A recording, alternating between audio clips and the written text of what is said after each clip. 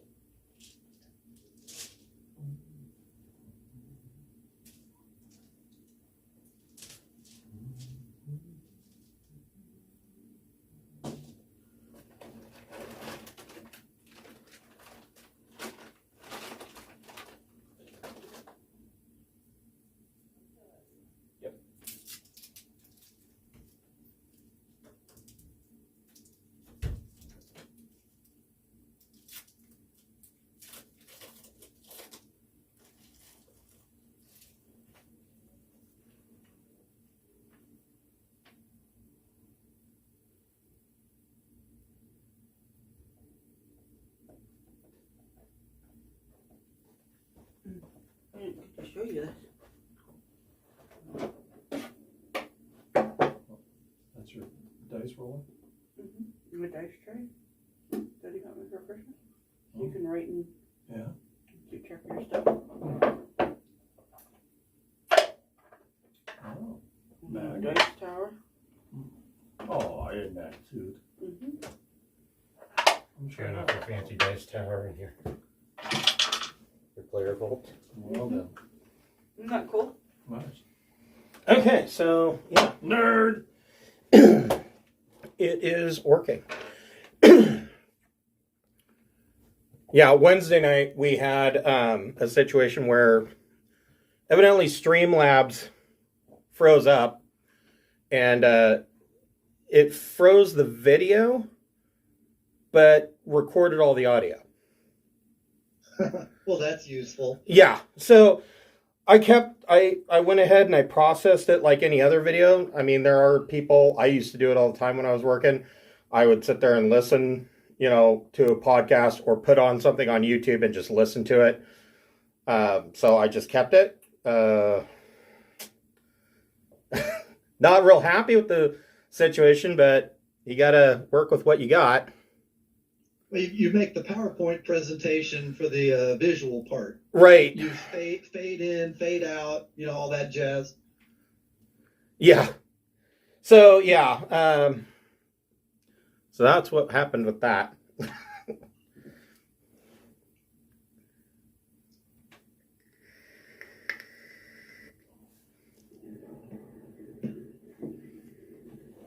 Yeah, between my phone and my tablet, though, I've got this pretty well covered.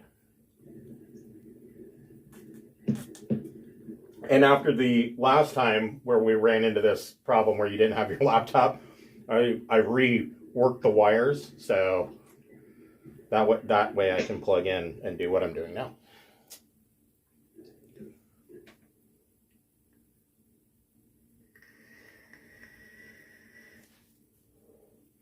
That'll teach me to rework things in my tech. Now that I have everything up and running, it probably helps if I got the books out. That's, kind of important.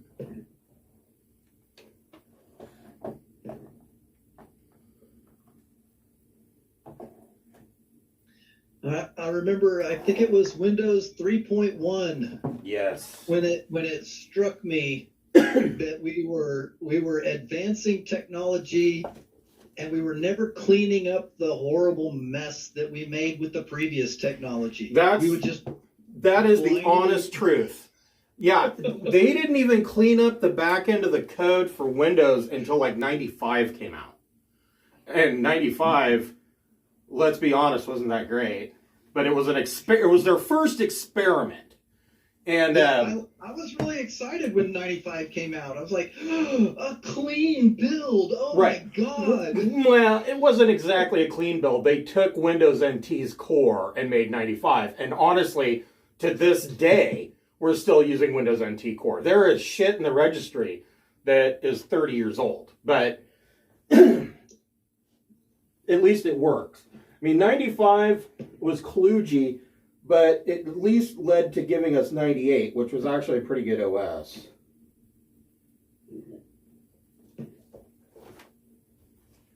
I was watching a video where they were talking about how Microsoft sabotaged DR DOS.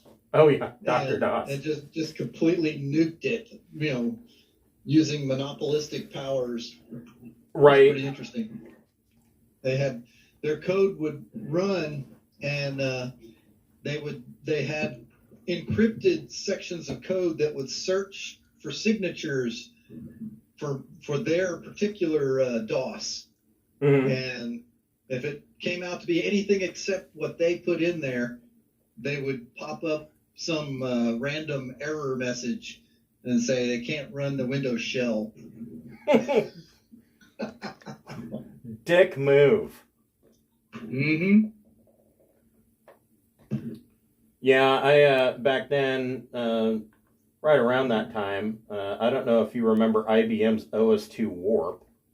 Oh yeah, that was really good. OS2, it was really good, but what they didn't tell you ahead of time was that in order to do all the fantastic shit the OS2 Warp was capable of doing, you had to have a crap ton of memory.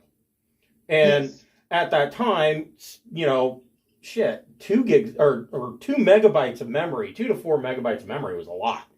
And, they're showing, you can run Windows in a window or Windows 3.1 in a window on OS2 Warp's desktop. I'm like, that's fantastic.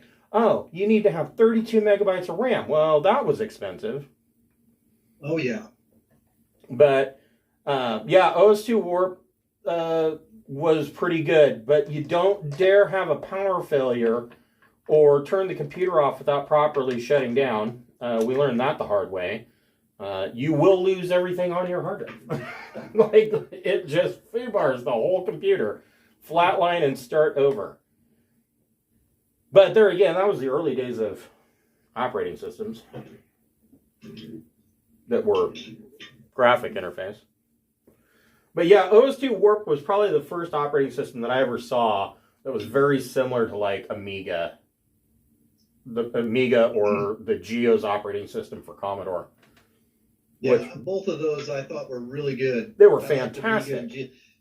Especially the Commodore and Amiga was Commodore, and so was Geos, but those were assembly code written. Yeah. And Geos was Berkeley Softworks, and that was a fantastic OS.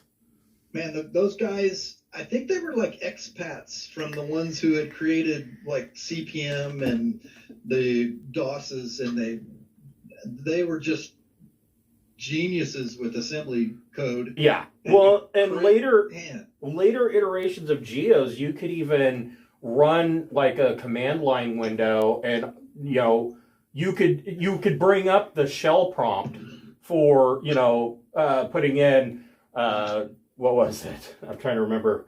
Load quotation marks asterisk quotation marks comma 8 comma 1, and it would actually access your drive.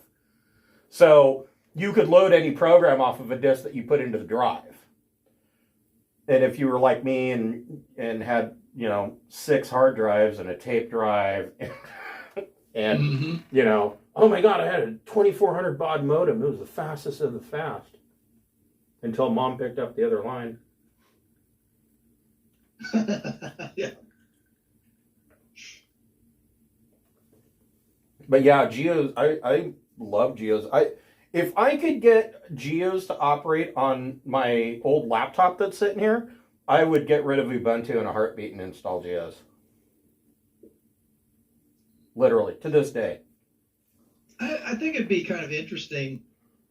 I think at this point that if we took something like one of those operating systems and did make it run on the modern system, that you would see that it would be precognition because it would be so fast. It Right. would know before you press the key Yes. what the key was going to be. Yeah. I remember the first really fast computer I'd upgraded, and it was before there was a new version of Windows came out. And it was so damn fast. I think it was Windows 98, and I had upgraded to the biggest of the new Intel processors. And it was so fast, you swear to God that it had opened the icon before you completed the double click. I mean, it was just there, you know?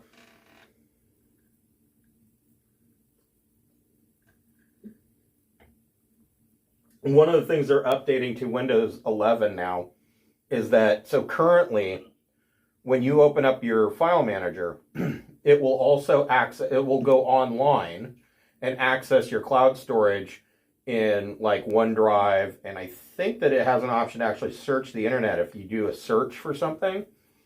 And that component is slowing it way down.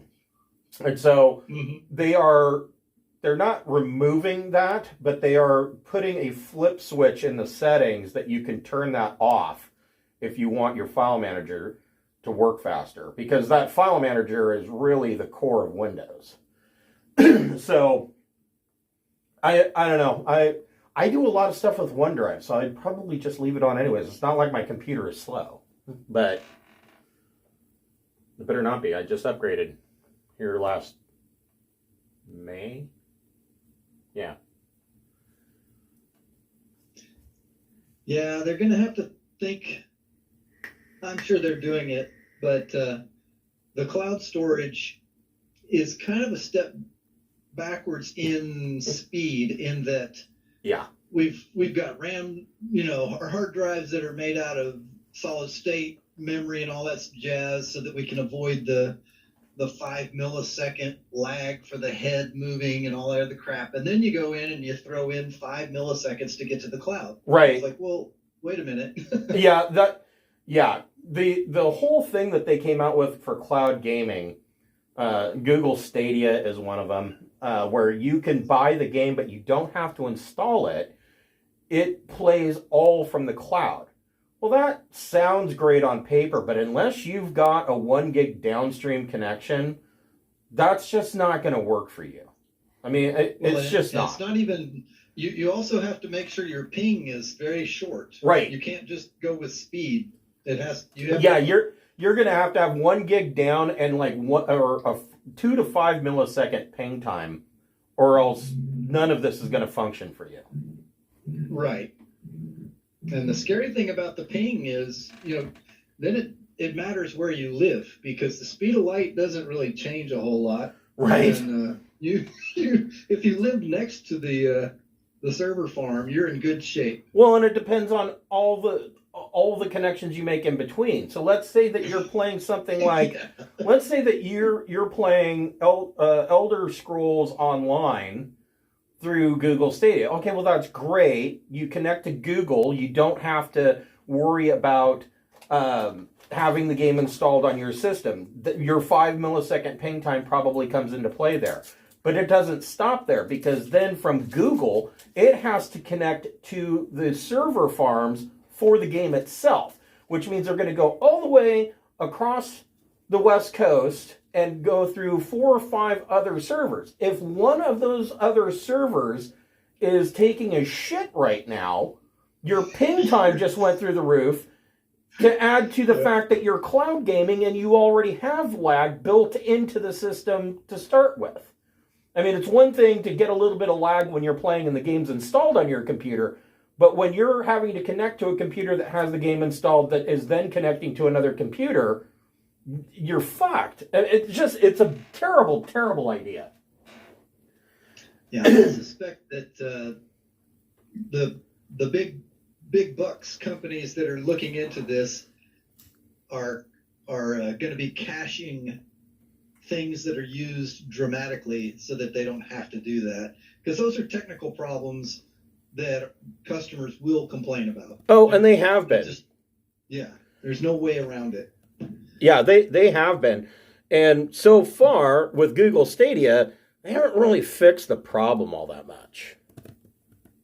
It's a hard problem because it's basically buried in physics, not computing. Right. So, yeah, it's not an easy problem. Well, I just think overall, I think the idea of cloud gaming was not that great of an idea. I've got fine for chess. yeah, right. Yeah, I've got the NVIDIA Shield TV Pro, and they have a cloud gaming service on there that isn't. It's better than Google Stadia, I will say that, but it's still not fantastic. One of the perks of the one that they have is that, let's say that you don't have a enormous video card. Well, you don't need one, because if you pay, I think it's like $10 a month, they have this option for their 3080 cloud gaming. So essentially, you're connecting to a cloud service that has the capability of a 3080 Ti NVIDIA video card. That's like right now that's like a $4,000 to $6,000 video card. And from what I understand, I haven't tried it, but from what I've read, it works pretty good. But it does add a certain amount of lag. I mean, you're just not going to be able to pump that high a resolution and graphic capability through the internet and expect there to be zero latency. But okay, so looks like Brady is here. Or is you here, Brady? I is here. You is here. All right. I has been here. Okay. Sorry, I switched my Skype connection over to my phone, so not used to looking at that screen. So as soon as Gabe gets back, we will get started. But before we do that, I will go ahead and bring us in. Welcome to Rime of the Frostmaiden. I know we've been gone for a little bit. We will be picking up right where we left off, which, yeah, we'll get into that here in just a minute. But before we do, I'd like to thank the Friends of the Greenwater Guildhall. If you are watching us on Twitch, scroll down, you should see some tiles there. If you don't see the tiles, click on my profile image and those tiles should pop up for you. Each of those tiles will lead to these fine people's websites. The first on the list is the Fable Beard Company. Fable Beard Company makes beard products such as oils, butters, balms, and co-wash. They have a full line of eco-friendly deodorant, and they have some spray-on clones, and they just came out with some body lotion for the ladies. And each of their scents is a different fantasy character. In the case of, well, for instance, today I'm wearing still some stuff from the holidays. I'm wearing Gingerbread Man Beard Balm, which smells like gingerbread cookies. The new body lotion, the one that I saw for the ladies, is the Enchantress. It is like a peach cream scent. So yeah, check them out. If you're a first-time purchaser, they do have a buy one get one free option. Just go to fablebeardco.com and create an account. And if you put 2 beard oils or a product and a beard oil in your cart and use the code FIRST when checking out, the beard oil will be discounted to free. Next on the list is the Speechless Bard. She and her husband make beautiful leather products for your tabletop role-playing games, such as leather covers for your core rulebook. She's got a full line of different leather dice bracelets. They're leather bracelets with dice cutouts and metallics and different colors. She has a dice rolling mat that when rolled up, it looks like a spell scroll. All of this is customizable. She does all the work by hand. She's an amazingly talented artist. If you are ordering for yourself or for a gift, for any time-sensitive reason especially, you'll want to give yourself a little bit of time. She is in the UK, so it can take a little bit of time for it to cross the pond, as they say. Last on the list is Dogmite Games. Dogmite Games makes wooden products for your tabletop role-playing games, such as DM screens, player vaults, dice towers, dice trays. Boy, they have a plethora of options. All of their stuff is customizable. You just tell them what you want or pick out from one of their pre-made templates, and they will rush that out to you. They also have a full line of a section for in-stock items. So if you want to receive it quicker than normal, you can browse through their in-stock items, see if there's something there that you like, and you can order from there, and they usually ship within 2 to 4 business days. So definitely check them out. I am going to be getting a hold of Dogmite here within this next week. They said that I should contact them after the first of the year and see about getting some coupon codes. So I am going to be following up on that this coming week. And if you are a fan of our Traveler game on Wednesday nights, you can check out our Traveler webpage via Obsidian Portal. The adventure log is written in the manner of Traveler News Service articles, and it kind of details not only what the characters are doing as they're pillaging their way across Trojan Reach, but also what's going on in the region around them. So yeah, check it out. We hope you enjoy the content. If you do, please give us a fan like and just click that thumbs up. So where we left off, you guys had gotten into a fracas with an ice troll amidst all of these ice sculptures that Auril the Frostmaiden had created. And in the midst of the battle, Turpin using... No. They accidentally broke, and Yes. I don't know who did it. But Turpin's finger guns went off and shot wide and blew up 2 of them. And when that happened, way off in the icy frozen distance, you could hear the sound of something letting out an inhuman scream. And it does this every so often. It sounds like it may be getting closer. I need to put... Where is he? Tomas. There he is. Let's see here. You had a... Halfling. Swashbuckler. Right, but you had a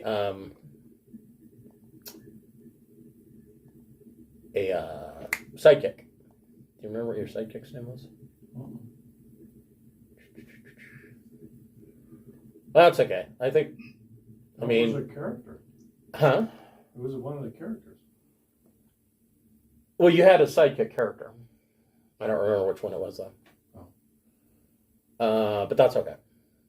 That is all right. It's not like, I mean, they've each got a sidekick, and then Turpin also has a shield guardian. So it's not like you guys are hurting for folks. So yeah, something was unleashed or is very angry at the loss of these statues, but it sounds like it's way off in the distance, and so you just kind of move on.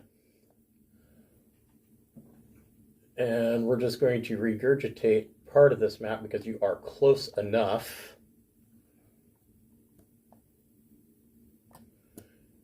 And so there you are.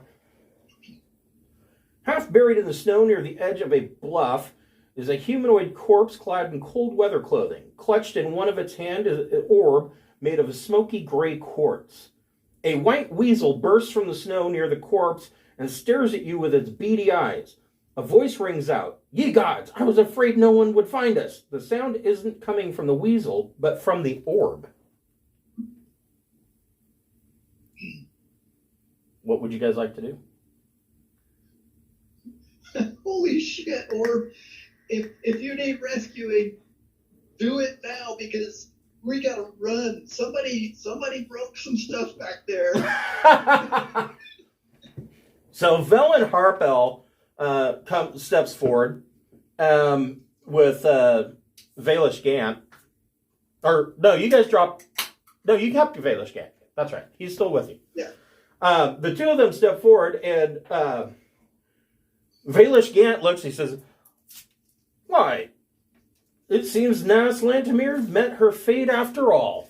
I can't say that I'm sorry to see her go." And Velen Harpel comes forward and she pulls the orb out of the corpse's frozen fingers. One of the fingers breaks and falls off. And she looks at it and she says, Professor Scant, are you okay? Oh, I am fine, but I'm glad that somebody finally came. The weasel is hopping around, flitting from, one of you to the next.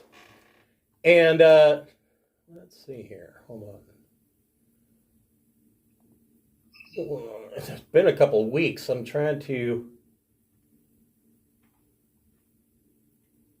No, this is all correct. Huh. The weasel's hopping around and jumping up and down. All of you make a perception check.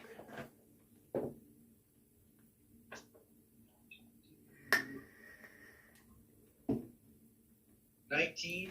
Okay.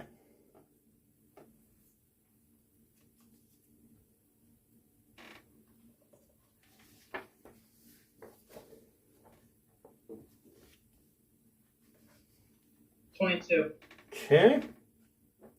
I forgot where the thing was on the paper. Oh, yes. The thing. But it starts with P, so it's probably not in D. It's not an M. What did Thomas get? 16. Okay. So you all notice it. I don't have to hide it.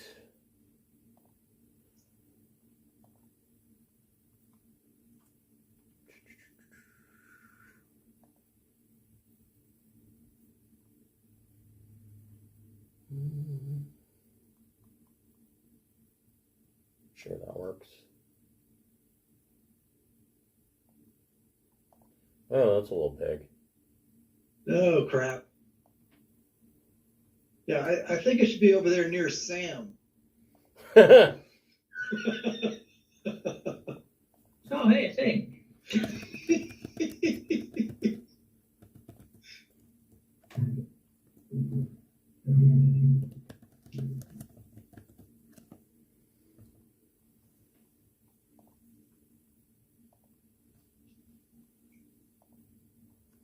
Okay.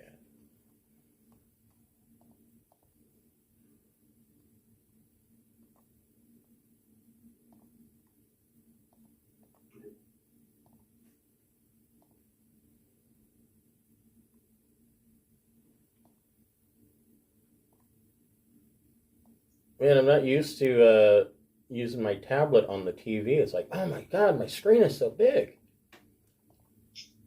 I can actually see what I'm doing. My fingers won't press 20 buttons. What Well, is this? I have a keyboard on my tablet, but I still fat finger the keyboard, but it's better than pressing buttons on a touch screen. I'll tell you that. What do they call it on the phone? It's like the disability feature when you can make all the text humongous in case you're Right. Yeah. Okay, so everybody roll initiative. I suck at this. All right, here we go. Oh, yeah.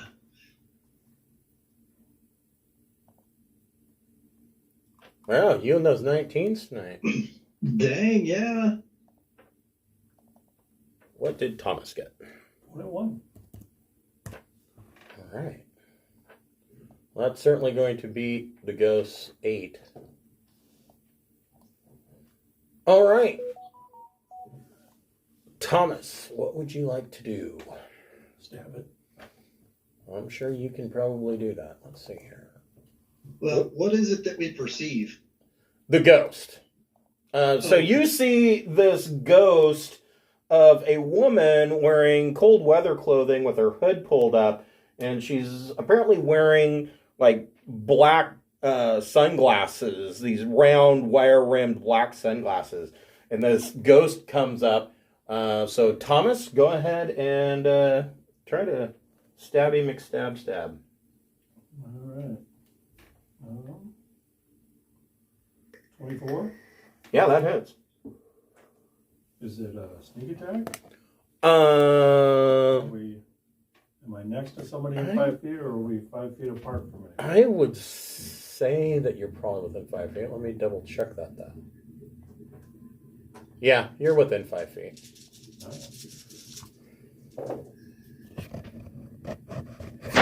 And I'm very distracting because Turpin's screaming like a girl right now, going, ah!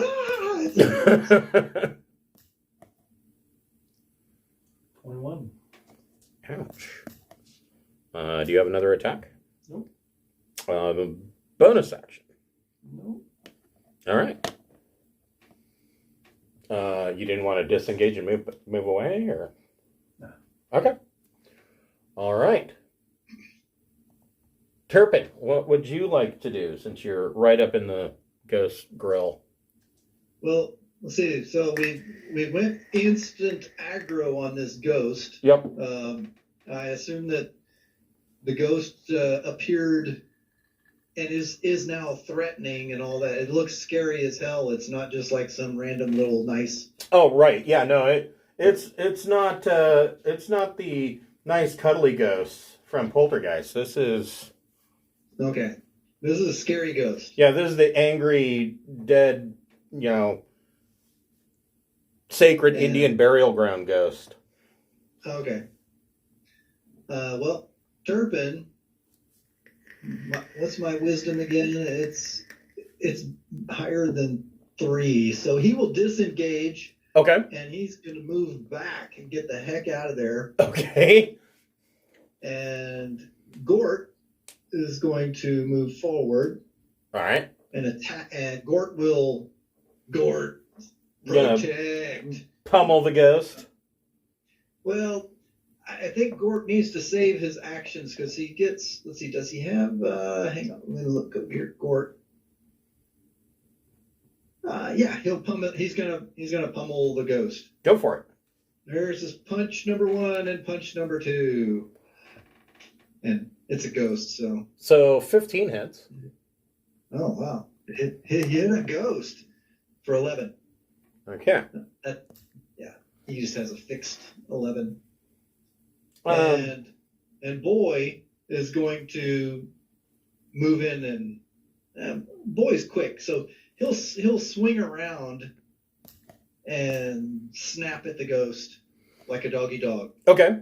Hold on just a second. So was Thomas using a magic weapon? Nope. Okay. That is what I needed. Yeah, that's what I was wondering about magic being. How do you affect a ghost? Yeah. So she has resistance to acid, fire, lightning, thunder, bludgeoning, piercing, and slashing damage that isn't magical. She's immune to cold, necrotic, and poison. She's condition immunities: charmed, exhausted, frightened, grappled, paralyzed, petrified, poisoned, prone, and restrained. So she's kind of a pain in the ass. So what is Boy gonna do? Boy excitedly, because it's like woohoo, get to fight. Zips around and Eats the weasel. goes for the ankle. Okay. There's one, and there's the second one. Both of those hit. Oop. All right, and the special effect doesn't matter because I don't think the ghost can be knocked prone. Nope. So 5 and 7. Okay. Done. All right. Mr. Sam, what would you like to do?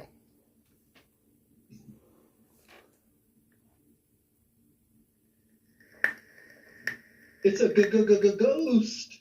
Are there any chunks of wood and rock and stuff on the ground? Yeah, there's some frozen wood, and you're probably gonna have a hard time pulling up any rock because it is frozen into the ground. But there's plenty of frozen dead trees and branches and whatnot laying around.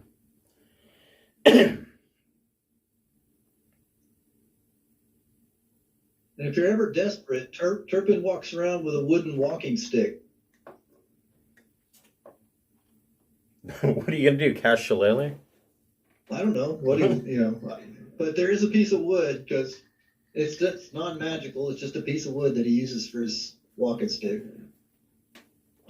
So at 6th level, I get this College of Creation feature called Animating Performance, Okay. where I can animate as an action one large or smaller non-magical item within 30 feet of me that isn't being worn or carried. Okay. So you're wanting to animate a piece of wood? Yeah. Sure. You can do that. Right. And then, so then does it take on stats, or how does that? Yeah, it has a specific stat block. Oh, okay. Yeah, go for it. It can go at the end of your turn. I'm envisioning that little legs and arms sprout out from it, and it gets up like a walking stick, and it says, It's- "I'm going to be a real boy." It's like the broom from Beauty and the Beast. Yeah. I thought you were going to go with what was the Fantasia. The Sorcerer's Apprentice? Yes, Fantasia. Yeah. Fantasia, yeah. Okay, so your stick. You want to have your stick attack?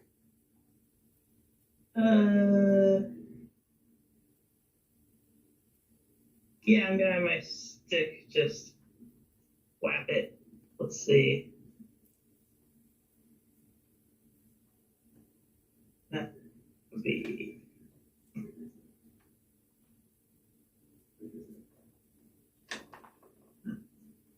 It.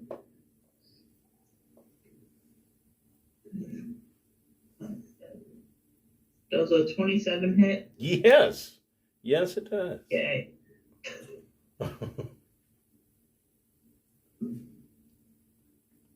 For 11 force damage. Okay.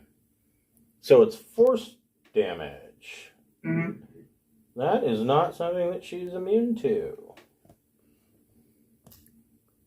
Which I think is weird, but okay. All right. And what about falling rocks? He's gonna shoot. All right. Nice stick drawing.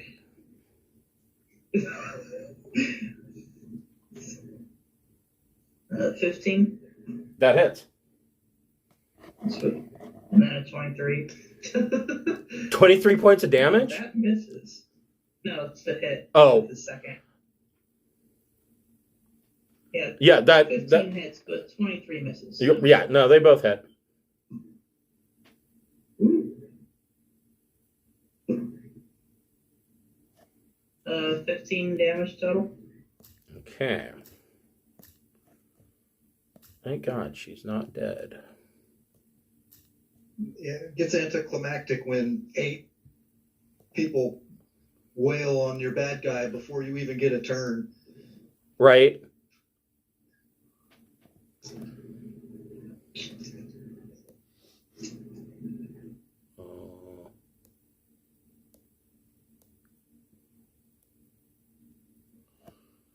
There we go. Sorry, I'm adjusting my screen here. There we go. Okay. So, on Naslantimir's turn,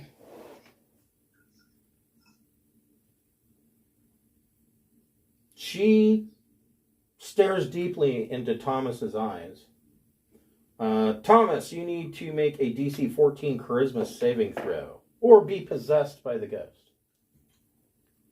Oh, come on. 20. What's up with you in possession? Okay, well, she fails in that endeavor. And that was really her big thing.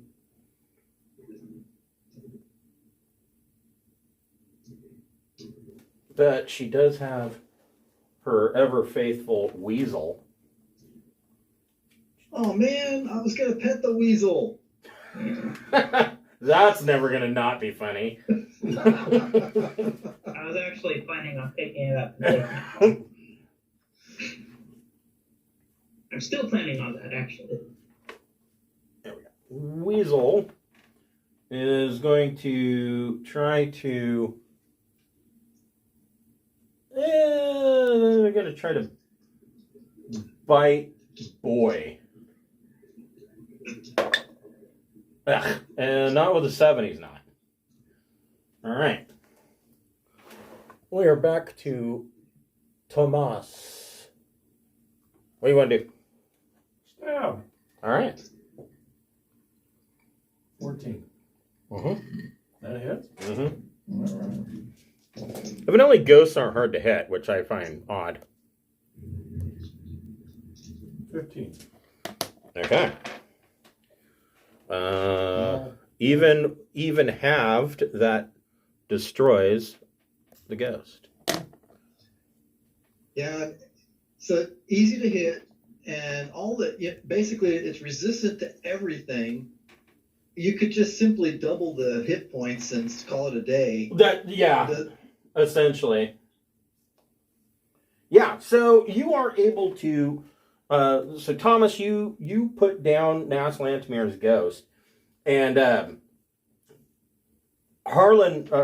So they have these two wizards. You were still with us when Velish Gant was going along with you. The guy the prisoner from the prison. I don't know if you remember him. Anyways, he's still with them. He's no longer manacled. He has full use of his spells should he need them. There is another wizard from the Arcane Brotherhood as well, named Velen Harpel, who is after the Codicil of the White and has hired the party. Basically, she's looking for the Codicil of White, which is believed to be on this island, because the Codicil of White has the poem, the Rime of the Frostmaiden, in it.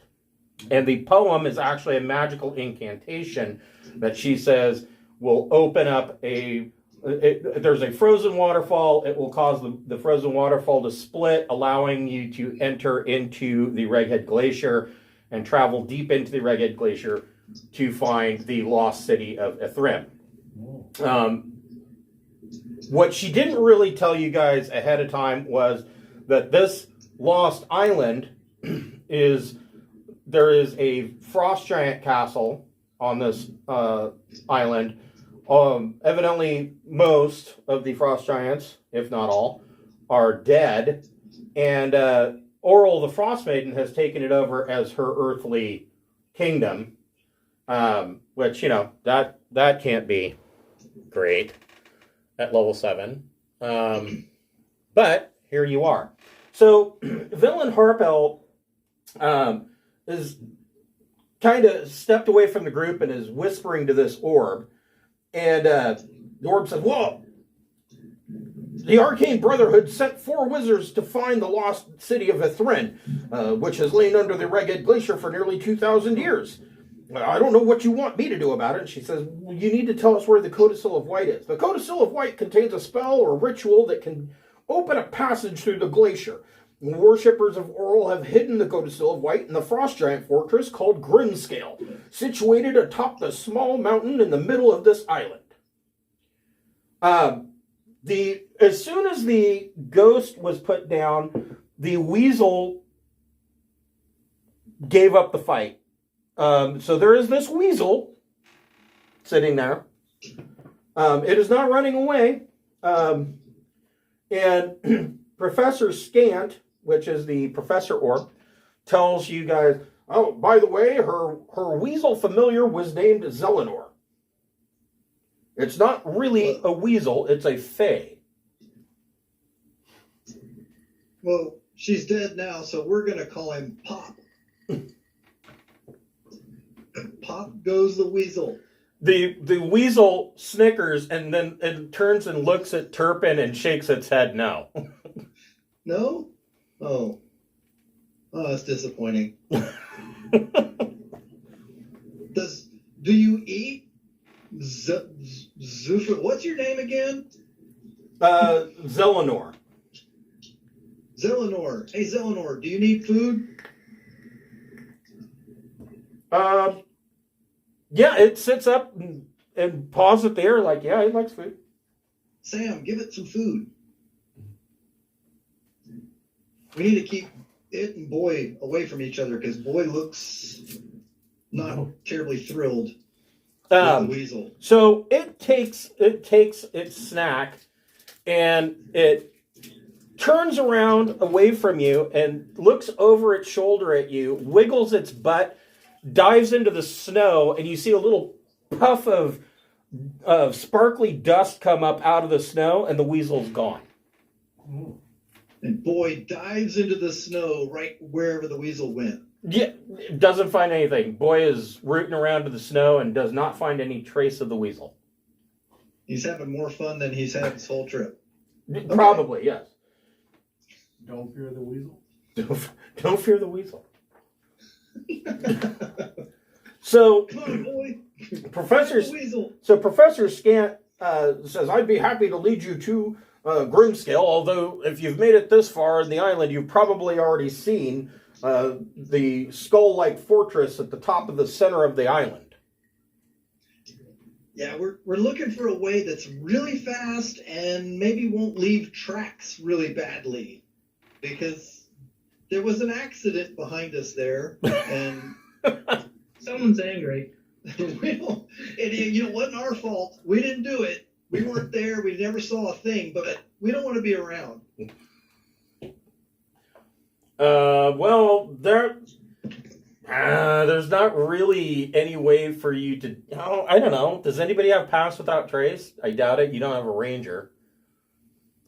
Or a druid. There's not really any way for you to leave no tracks. I mean, you're on Christmas Island here, so... Do we have a broom? You could make a makeshift broom and drag it behind you, I suppose. I'm going to cast a spell.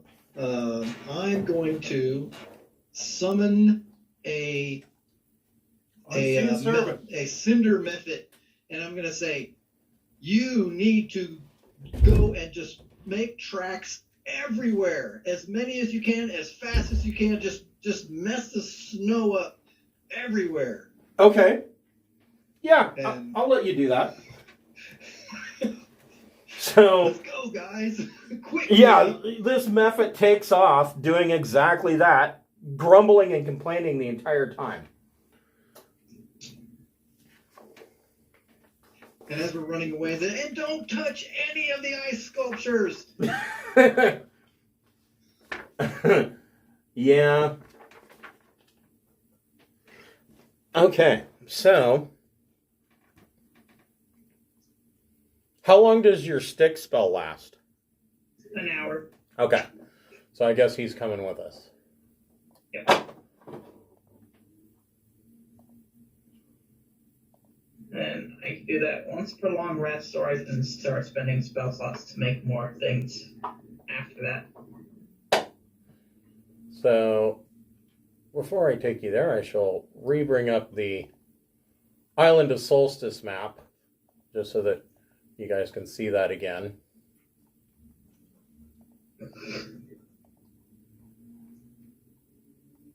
This is the Isle of Solstice. There are numerous shipwrecks around the island.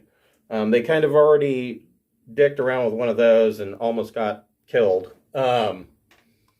But right, 13. yeah, they were down here. Yeah, you're currently at 13. And then at the center of the isle, this kind of raises up, and at the top is this skull-shaped fortress called Grimskalle. You guys trudge through the snow. After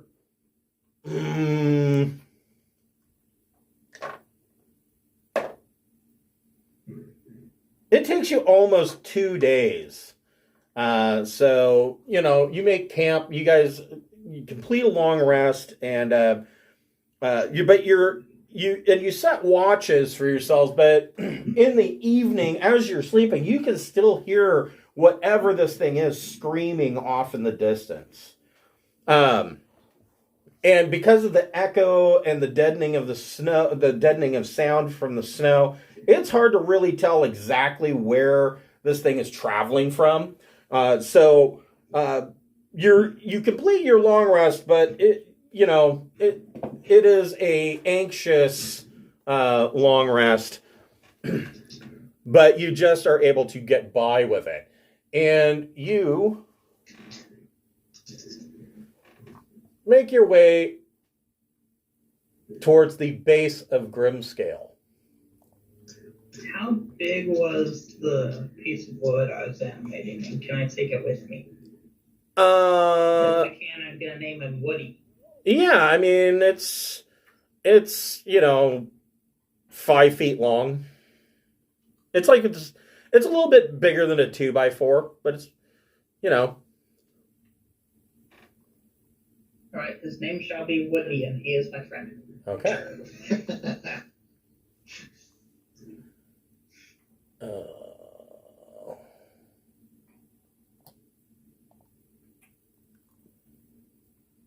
Okay.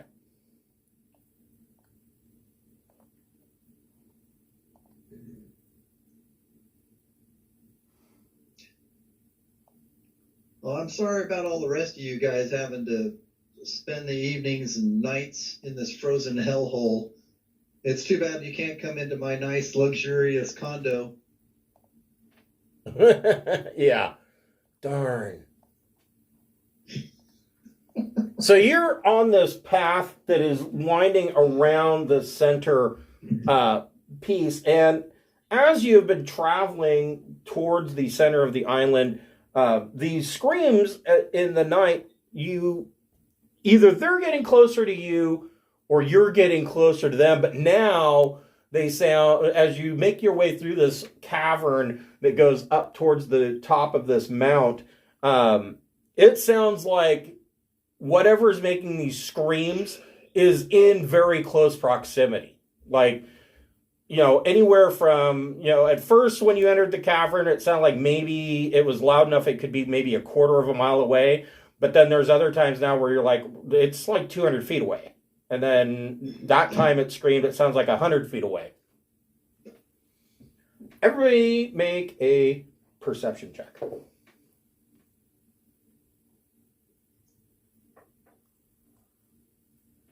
16. Nice. Okay, there's an 18. Yep. That one. That one, all right.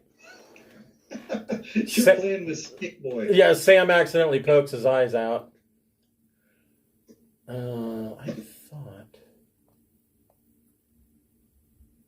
Oh, there he is. Mr. Abominable. Okay. Man, that's an awful lot. 1, 2, 3, 4, 6. Some of these encounters seem a little high. For them or us? For you.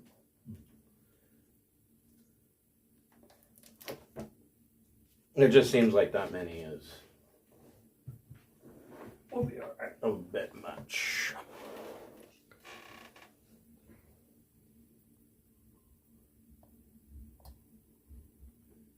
Oh, right.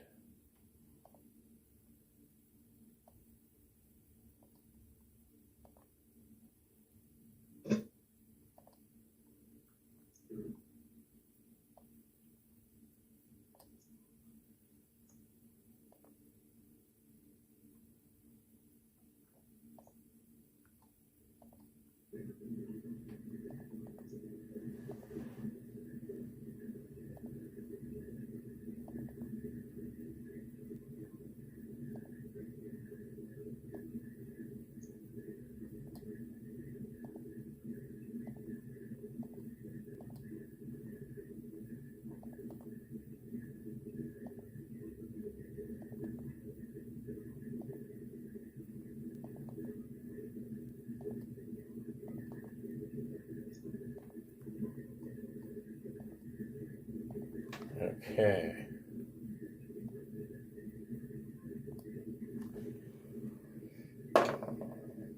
Nice. Finally, a roll that doesn't suck. Sucks for us.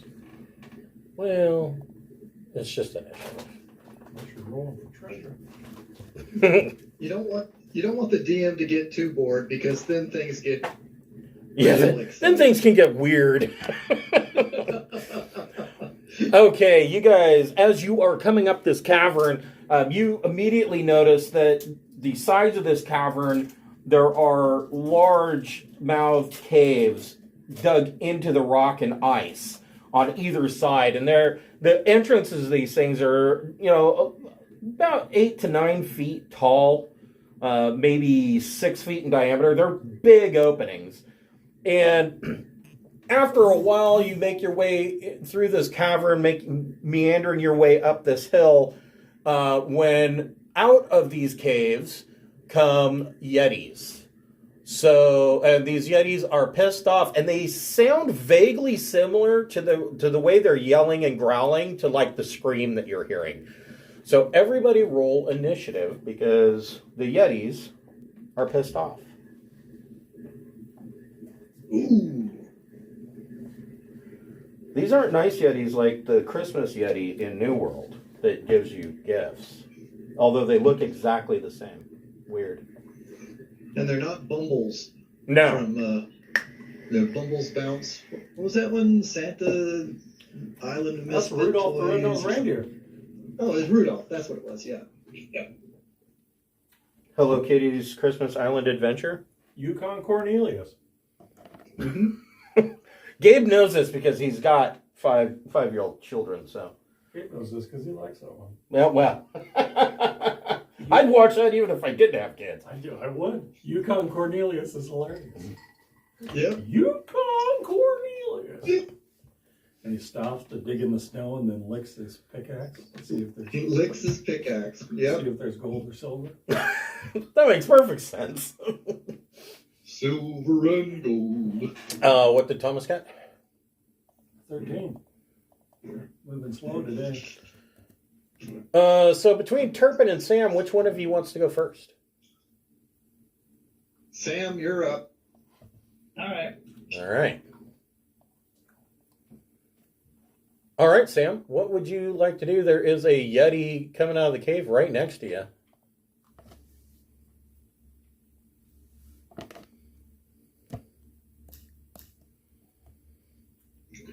I am going to try to back away just a little bit Okay?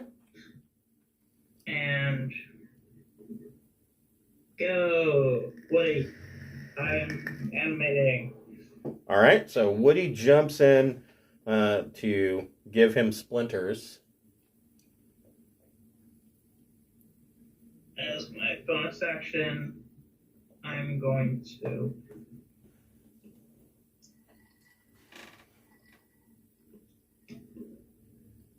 by the way, it takes a bonus action to have Woody do something, otherwise he just takes the dodge action, but I'm just Oh, okay. taking that into what I'm doing unless I actually use my bonus action for something. So on your bonus action, he can attack. Is what you're saying, right? No, he attacks after my turn, but I have to use my bonus actions to tell him to do something. Oh, I gotcha. So Yeah. what do you want to tell him? Are you going to tell him to do something, or? And I can do a bardic inspiration and command him as part of the same bonus action. Okay. But other than that, he takes up the bonus action. Okay. So I'm gonna inspire Turpin and tell Woody to go rough him up. Okay. Go at him. All right. So Woody's gonna. Are they like high up on walls or just on? no, they're in the cavern with you. Their caves are in the walls themselves. So they literally like stepped out of this wall. This is where their caves are. We're walking down the hallway of the Yeti dorm room. Yes. Dormitory. Okay. Come on, my friend. Do something good for me. Do they leave snowballs on the boulders 23 to outside when hit. they're getting busy? Yeah. Either time. Maybe. Oh man, these Yeti don't have a snowball throw action. That sucks. Well, that's good. Yep, Yeti snowballs probably do damage.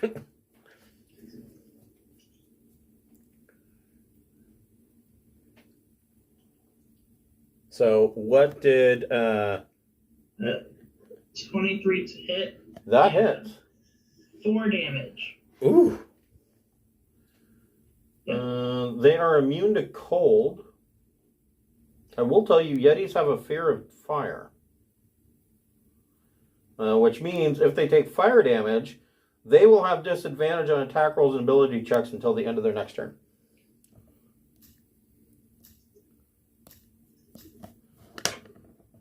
So, And Falling Rocks is going to shoot it. okay. 21. That hits. And second one at 15. And that hits.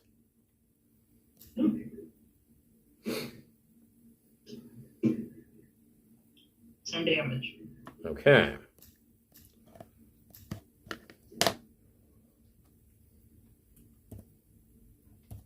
Oop, that's not what I wanted. Alright, that's it.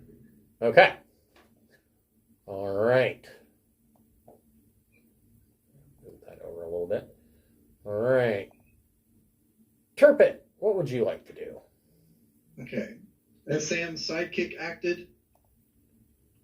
Yes. Okay. Yeah, he shot him with a bow or crossbow or something. Okay. So Turpin is going to finger gun this guy back here, Okay. and we'll go kapow, kapow. Both of those hit. So it looks like a total of 30. Yeesh. Ouch. I know, man. It's almost like every warlock should have Eldritch Blast. You think? Yeah, I mean, you would think that more people would know that Eldritch Blast is something that all the warlocks should have, but it's a secret. And and I won't move, but I'm gonna pat the arm of Gort, and Gort is gonna come up in front of me. Okay. And I'm gonna say, "Sick 'em, boy," and that's Gort's cue to use his spell. Right, You to- remember this. That's right. So, and boy is gonna come up here And boy turns And- into a giant ape, correct? Yes, it's called a giant ape, but it's a huge A ape, huge ape, right. which is, I think, approximately this pink thing. Yeah, Huge is- they are insane. enormous. It's a size category bigger than the Yeti. It's crazy huge. Yeah. Anyway, so boy comes out there and is going to So he's going to pummel this one? pummel that one. Okay. So slaps it and he punches it. And then they may both hit 19. They did both of those hit. And 22 is the stand. He just does a flat 22. Okay. So that's 44. Beat the crap out of that guy. Yeah, that guy. Maybe they need more. Actually, and maybe I was wrong. Yeah, I mean, you've juiced us pretty good. Yeah. Turpin. It's almost like you need to nerf me. But I'm done. No, you guys are doing okay. You're where I kind of want you to be at. Okay. All right then. So that is Turpin. Now the Yetis. This Yeti is going to, just because he's a Yeti, he is going to try to see how much Woody can bend. He is going to make 2 claw attacks on Woody. I'm sure a 12 misses. Maybe. AC 16. Okay. Fuck, Woody's kind of got it going on there. How about 22 to hit? There we go. Okay. So, how much does he do? Not a whole hell of a lot, but whatever. Woody takes 6 points of slashing damage and 6 points of cold damage. I mean, he's a stick, so I don't know. Let's see. I'm just glad that the Yeti didn't grab Woody and turned him into an improvised weapon. I know. that would be awesome, actually. And then this Yeti is going to...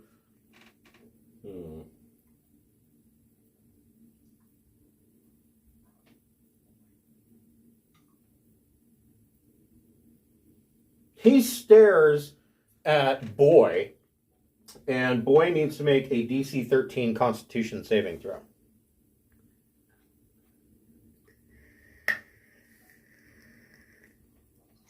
Failure. Okay, so Boy, first part of this is Boy takes 9 points of cold damage, is paralyzed for 1 minute. Is Boy immune to cold damage? Or just resistant? Let's see. Do. No, he doesn't have any cold. He has got nothing on cold. Okay. So he's paralyzed for 1 minute. He can repeat that saving throw at the end of each of his turns, ending the effect on a success. If he succeeds, the effect ends on it. The target is immune to the chilling gaze of all Yetis for 1 hour after he succeeds. So, Okay. Boy... He has the Tweety birds flying around his head. Yeah, he's effectively paralyzed. We'll just give him the net. This Yeti...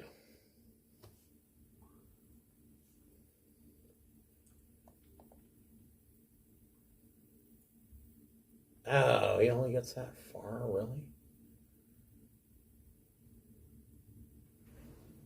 Poop. Alright. This Yeti... is going to move in there. That means these guys aren't really going to really do much, but...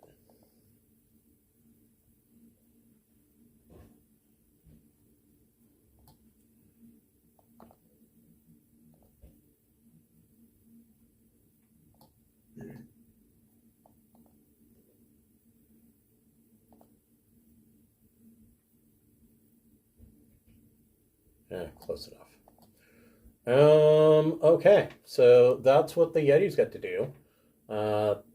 There's 1 or 2, obviously, coming for Thomas. So, Tomas, what would you like to do? So you're gonna... This is a euphemism. You're gonna stab the Yeti? Yeah. I want to dance up to the one by the stick and stab him. Okay. You can certainly do that. With a whopping 10. No, that's a miss. Ooh. Bonus action? You got anything in your offhand you want to stab him again? No. All right. I'll dance behind the boulder. Are they behind boulders? Yeah, these are boulders, so yeah, you Right. can Dance around and take half cover You, behind the boulder? kind of Sure. do that. Either way. Yeah. Okay. Okay. I mean, evidently these Yetis don't have range attacks, which is... I remember Yetis throwing shit, but... You would think so. At least poop. I mean, at least they're feces. I mean, come on, they're Yetis. That'd But be like an ice ball. these are the most disappointing Yetis ever. Sam, what would you like to do? Could someone draw out 30 by 30 foot cube. A monochrome book, I can't really do that. Maybe. Let me see. 100? Let me see. You said 30 by 30? Yeah, 30 by 30. I'll let somebody else do it because I'm terrible at drawing adequately sized shapes. I know there's a way that you can turn on the meter so that it will measure as you're drawing the shape, and I, for the life of me, cannot get it to do it.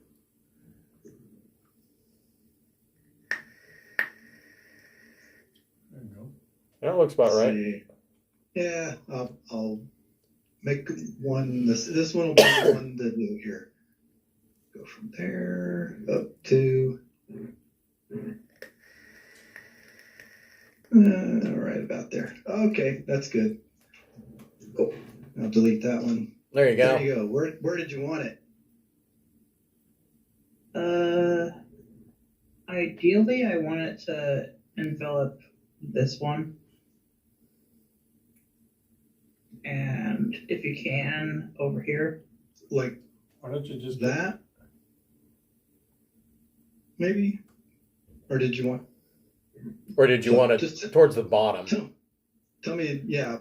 Leave it there. I'll move it wherever you up, down, left, right. A little bit down. I got a vision. Well, I don't know what he's even doing yet. So. Hypnotic pattern is what I'm doing. Okay. Get all the front four there. So, what kind of save is required for that? It's a wisdom save. And what's your save DC? 15. Okay, so first, Thomas and Boy need to make DC 15 wisdom saves. Oh, I made a 60. Okay. So, And Boy is paralyzed. Does that affect his wisdom save? it should not. Well, no, it only fails strength and dex saves. Okay. So, in addition to being paralyzed, he may actually be hypnotized. Yeah, he's both. Wow, poor Boy. Yeah, he's already got this little, I don't know what the little toupee looking It's icon it's is. a net. Well, the net I can see, but he has another one. It's like a toupee. Yeah, those little wavy ones is for I put on there originally for when he was transformed into his huge ape. His ape. Let's see here. Oh, here we go. Hypnotized.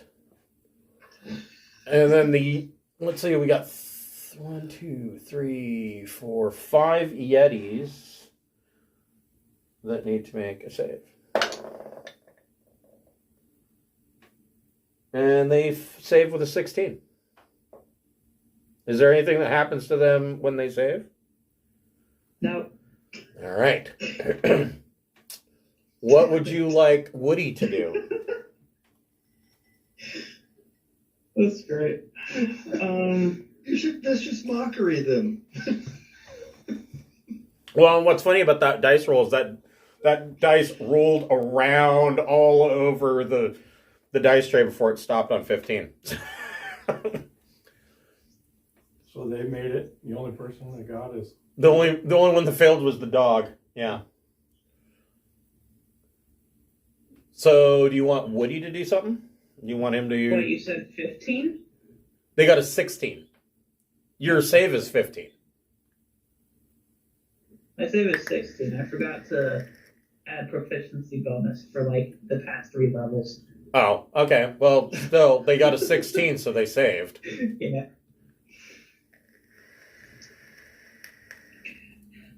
Woody's gonna try and duck around the. Wait, did Mr. Dat dude fail? nope. Nope, he made I it. don't remember. He got a 16. Alright, you can get rid of that box now. It's completely useless. It's a one and done kind of thing. Alright then. Woody will Start whacking. Okay. Whacking Woody. And boys are whacking 21. off with my Yetis again. That hits? You need to cast enlarge on Woody. That's what she said. 5 damage. Okay. Time for falling rocks. 13. 13 hits. 12. Nice. You're hitting the same guy? Yeah. Okay.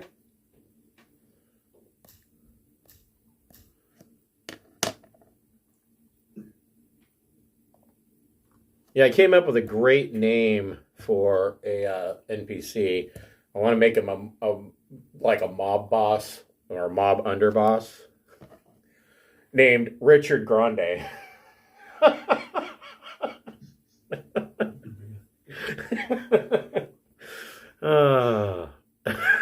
Or make him Italian, Richard Venti. Get the 12 hit. Is Italian, isn't it Ricardo? Ricardo Venti. Okay, Turpin, what do you want to do? Let's see. Turpin, action wise, is looking at all these Yetis. So he's gonna like step over to where he can see in between or around the shoulders of Gort. Okay. And then he's gonna fireball the hell out of Boy, and he'll say, "I'm sorry, Boy. Maybe with you later." So you're gonna fireball. Oh, Jesus, let's see. That's what, a 40-foot 40-foot radius? No, it's a 20-foot radius, so it'll get pretty much everybody that you think it will. It may or may not get this guy, but it'll get the 4 that are up there. It's kind of a hit or miss as to whether it hits that guy or not. I would say that this guy is going to get hit. So, actually...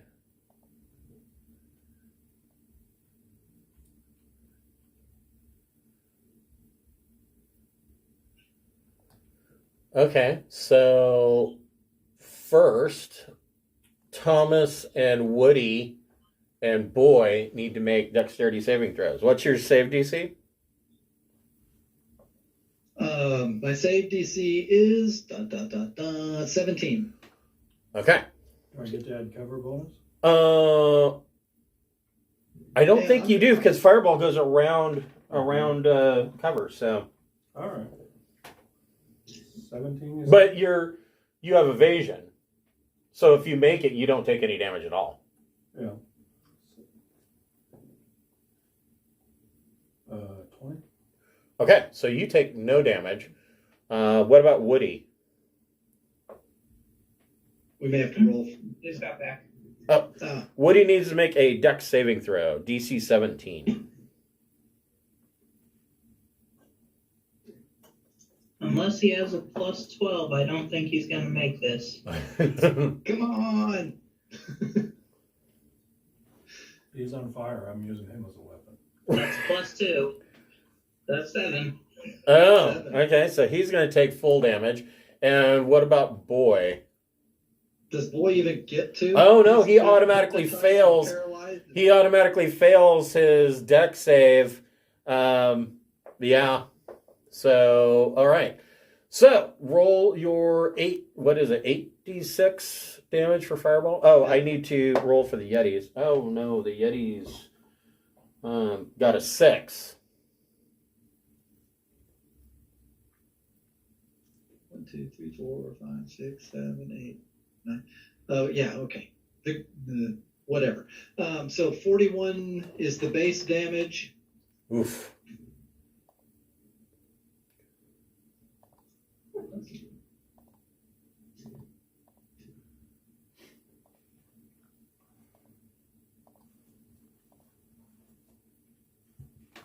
Okay, so actually,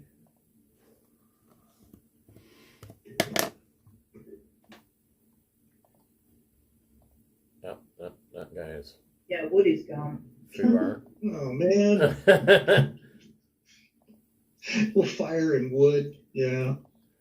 And because these guys took fire damage, because they are so terrified of fire, they are at disadvantage for their attacks until the end of their next turn. Okay. All right, and Oh, right. And then Gort. Gort's just gonna protect me. Okay. And Boy is gonna try to do his save again. Okay. So Wisdom save, or I'm sorry, Constitution save DC 13. Fail. Ugh. You have the inspiration though. Oh, I know this one for you. Never mind. Yeah, that's right. And then I don't know if he gets a wisdom save for the hypnosis yet or not. As soon as he gets hit. Yeah, I would. Yeah, he's no He'll get longer. one for that. Yeah, Okay. the fireball kind of cured him of the His hypnosis. wisdom save was 3, so he's still standing there. The spell ends for the hypnotic pattern. Oh, Right. Just because of the If damage. take damage or someone else uses an action to shake it Oh, out of it. that's good to know. I could have screwed up your hypnotic pattern. Not yet. He's going to move in there, and he is going to attack falling rocks with 2 claw attacks. 14 to hit. Mm-hmm. Does that hit? Yep. Okay. For 6 points of slashing damage. And the second attack, 21 to hit for 5 points of slashing damage. Let's see here. This scared Yeti Oh, was the is going to come over. Yeti that attacked falling rocks, did he suffer his disadvantage? He did. This Yeti with disadvantage is going to attack Sam with 2 claw attacks. Probably misses with a 12. Mm-hmm. Second attack. Oh, wait. 24 to hit. Can you don't? For 8 points of slashing damage. Let's see here. This Yeti is going to run up here and make 2 claw attacks on Boy. And because Boy is paralyzed, he gets advantage.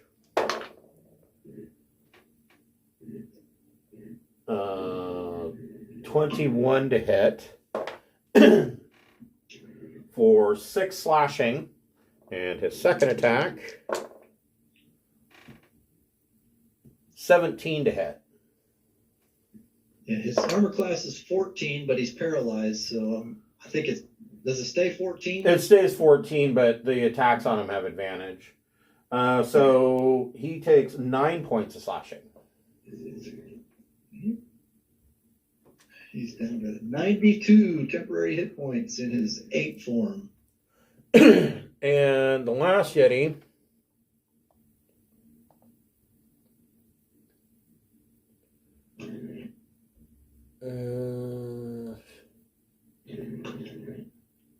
he can't really get there. He can't really get there either, so I guess he's just going to go that far. You suddenly hear a terrifying scream that sounds like it's right next to you.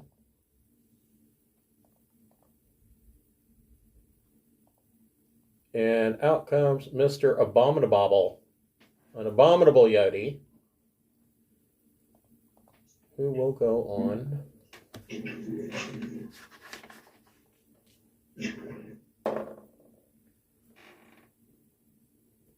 will go on 14.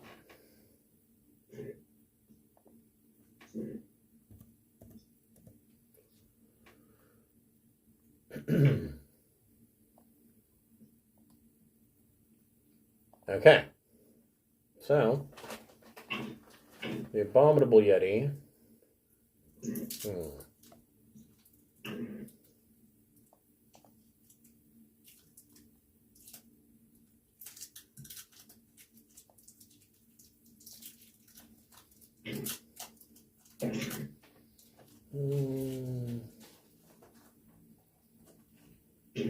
Jumps and lands right there.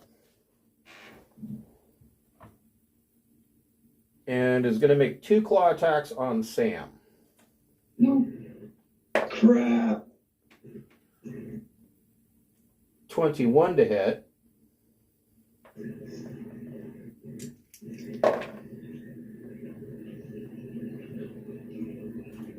For 11 points of slashing damage.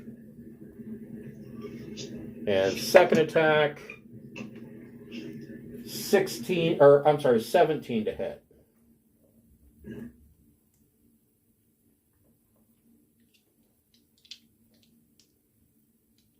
Does 17 hit, Sam? Yeah. I have a 14 AC. For 10 points of slashing damage. Cool. Not cool, but okay. Get behind Gort, Sam. Thomas, what would you like to do? I want to tumble down past the first Yeti there to be right in front of the rest of the group. So, like, right here? Yeah, Okay. right there. What do you want to do? You got Stab that guy. this guy. He's just south of me there. Okay, go for it. Because I know I can get sneak attack on you. Soft 20. That hits.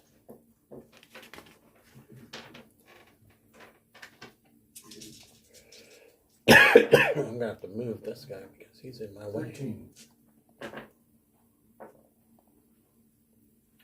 Okay. 13 puts this Yeti down. I'm going to start moving dead Yetis. That's the name of a band, the Dead Yetis. The Dead Yetis. That's an Alaskan punk. Alaskan punk group. Yeah. Dead Kennedys covers mostly. Okay. Anything with bonus action?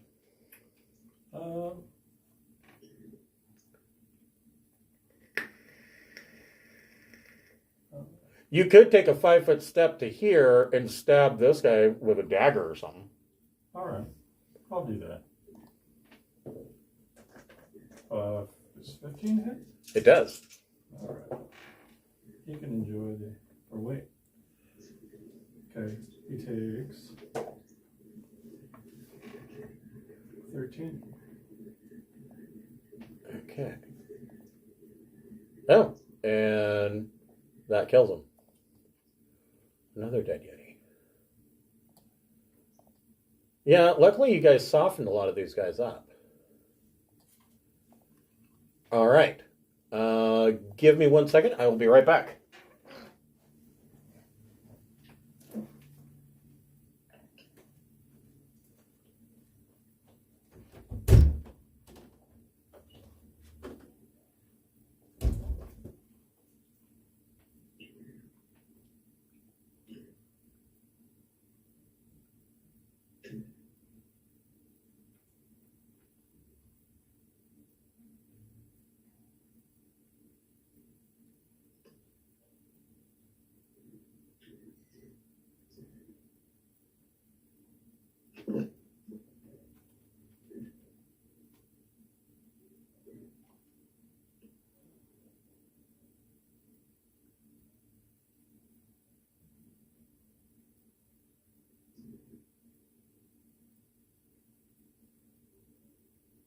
Level 7, right? Yes. Okay. Yeah, our proficiency bonus went to 3 at somewhere. Half the time I forget to level up. So I lose track of what level we are. So I'm like, wait, Was I supposed to level up last time?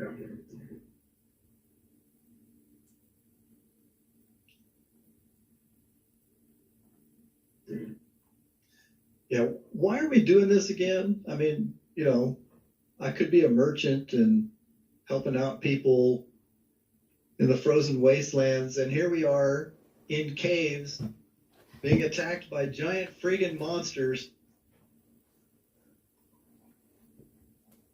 leaving our corpses to freeze in the ice here, not helping anybody.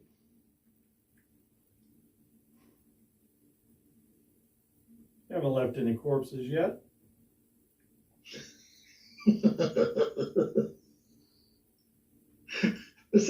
Tell that to Woody over there.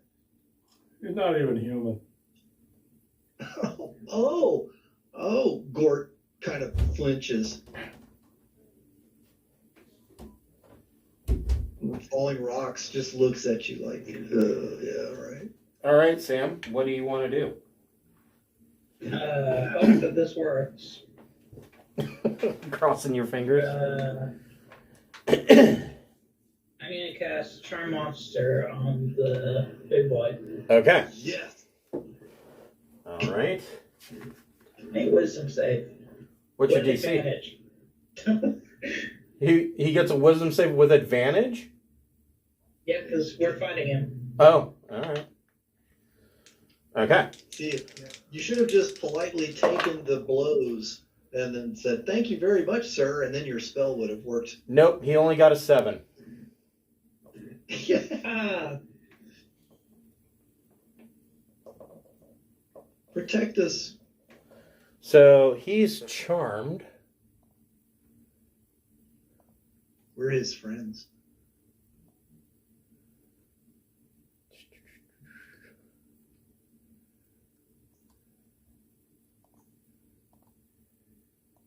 So, yeah, he is charmed. What would you like Falling Rocks to do? first off, I'm gonna back up a little for when this inevitably goes very wrong. Okay. And tell everybody, don't hit the big guy. Yeah. That's gonna be like, don't hit him, he's mine. He's my Woody.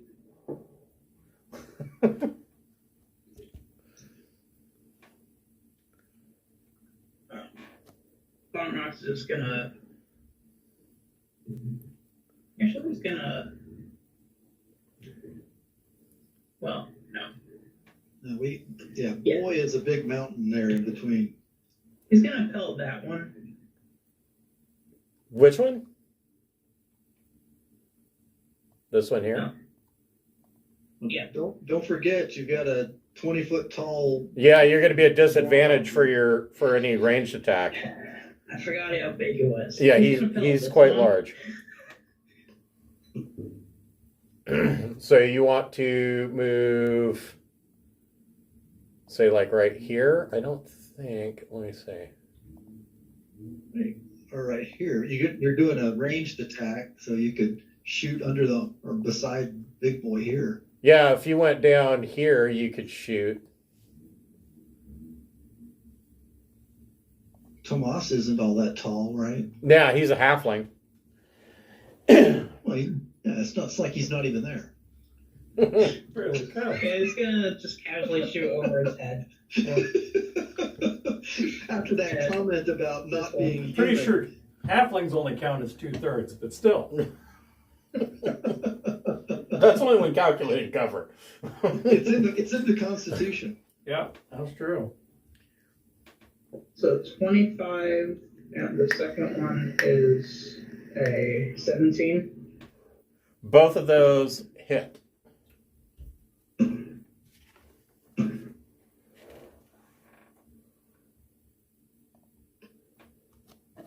$17 damage. Okay.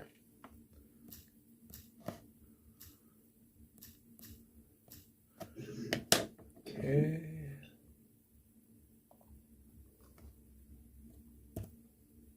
That's all. Okay. All right. So to tell the Yeti to do something, is that an action? I don't know. It just regards us as friends. Okay. Yeah, it's not dominate. Right. Dominate, you can control them. Right. Okay. Okay. Turpin, what would you like to do? I say, Sarah, take this to Boy, and little sparkles fly off of my hand, and that's all you really see because Sarah's invisible, and Boy gets guidance to try to snap out of it. Okay. Boy can make his Constitution save with guidance. The guidance will add 3, and Boy's Constitution save is a freaking 5. Oh shit! He got a total of 5. No, well, 5 plus 3 is 8. So, but what's his Constitution bonus? His Constitution, his save is a plus 4. So he rolled a 1 plus the 4 gives him a 5, and the guidance is another 3. Yeah. All right. Fucking A, man. Wow. Man, gonna have to give this guy some extra training or something. Something or better dice. Yeah. What about Gort? Well, can Gort reach this one here? Yeah, Gort could move. If Gort moved to like right here, he could attack. And I know he could. Gort is not this size of icon. He's large. Right. But whatever. Yeah. All right. So if he can reach, then he'll try to bop him on the head. Like bring his fist straight down and squish his head. Sure. He can make all of his attacks. There's one and there's one. And apparently, it's hard to do over the top of the halfling.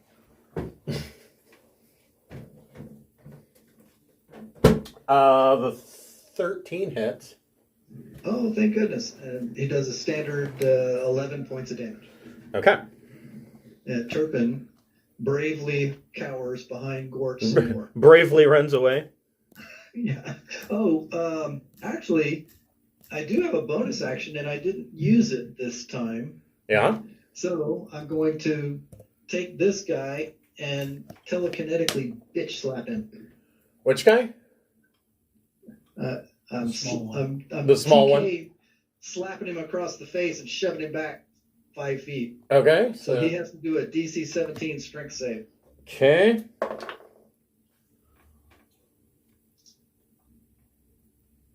He only got a 16. So he goes back. He moves back 5 feet. 5 feet. Okay. And that's it. I'm done. All right. So this Yeti is going to go ahead and beat on Boy again. First attack, nat 20. Ooh. Yeah, that'll hurt. For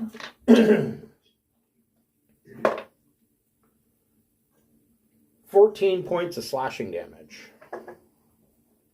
And his second attack, 22 to hit for another 5 points of slashing damage. He's down to 73. Oh no. This Yeti is going to step forward and make 2 attacks on Thomas. 12, I'm sure, misses. 21 to hit for 9 points of slashing damage. That's me? Yep. Okay. That is the regular Yetis. However, Mr. Abominable does not like the idea that Yetis are attacking his friends. And so he moves over here and is going to make 2 claw attacks on that Yeti. Oh, hold on. Oh, sorry. Boy takes an additional 7 points of cold damage, and Thomas, you take 1 point of cold damage. The Abominable Yeti is going to make his 2 claw attacks on the other Yeti. 17 hits and 19 hits for a lot of damage.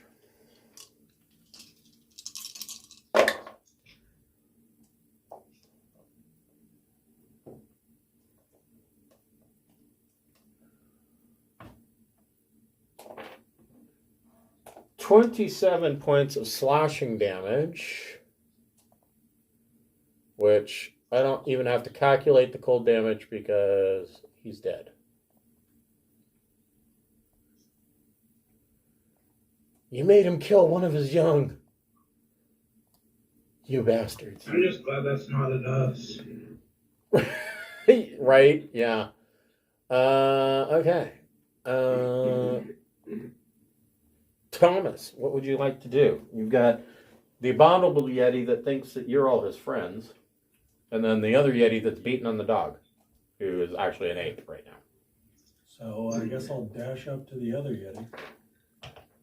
Okay. That's the abdominal one. The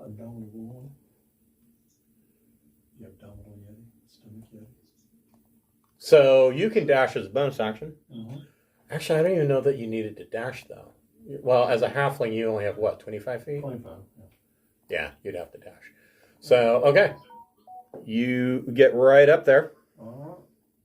Does a 27 hit? A 27 does hit.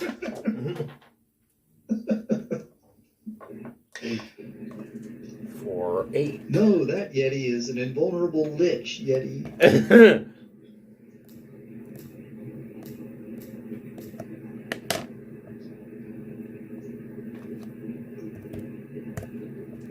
Okay. That pretty much takes up your action, right? Or your turn. I am done. Sam, what would you like to do?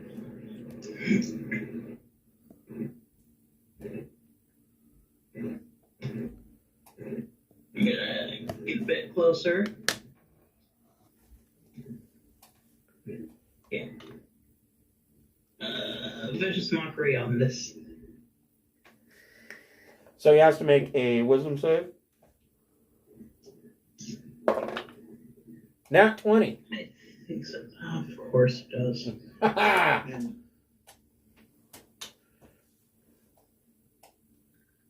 No, well, I got my 1 successful spell this session. Well, don't worry. There's still more to come. You still have plenty of time to keep failing. That's okay. Yeah. What would you like Falling Rocks to do? He's gonna attempt to go around here. Okay. Hold on. Attempt to shoot through through boy. He could, if he... I would move him to here. Simply because he can continue on his next turn to move around and get rid of that disadvantage, but right now he is still at disadvantage. Because boy is huge. Oh wait, he has cunning action. Does that mean I can dash as a bonus action? Yeah. I believe so. You get to do those thief things. Let me double check what he can do with cutting action. I don't know if it's exactly the same. I think it is. It's dash, dodge, and hide, I think. Disengage, not dodge. Oh, is it? Oh, okay. No dodge. So let's see here. He is a scout, I believe, or expert. Expert. Where is expert?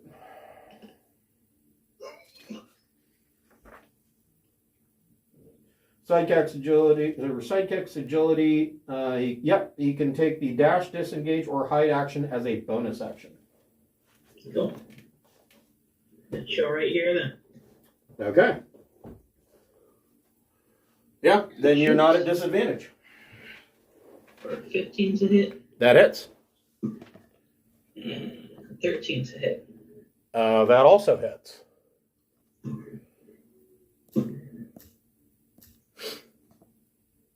12 damage. Okay. That was total between both of them? Yeah. Okay.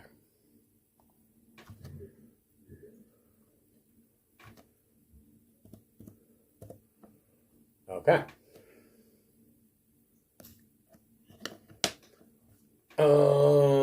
Let's see here. Stick is gone. All right. Turpin. What are you going to do? My free action will be set to ask Sam, is it safe? As I shuffle forward to move around this big, stinky, fur-covered monster. Well, and that's a good question. Here's a good question. So, well, never mind. I'll look it up. You used Hold Monster, correct? No, Charm monster. Or Charm Monster, rather.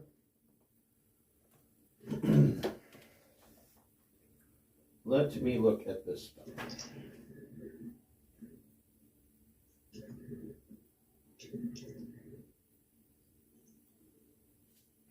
I think it says something like he sees the caster and his allies as friends or something like that. Well, that's interesting. Charm Monster is not in the player's handbook. But that doesn't mean that it doesn't exist. Hold on here.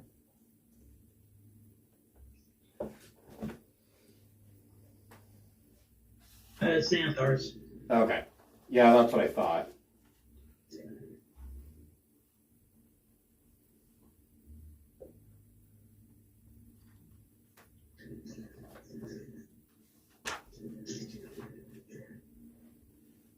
Actually, I don't think it says your allies. Oh, Must yeah. be- If your friends heard it, then it ends.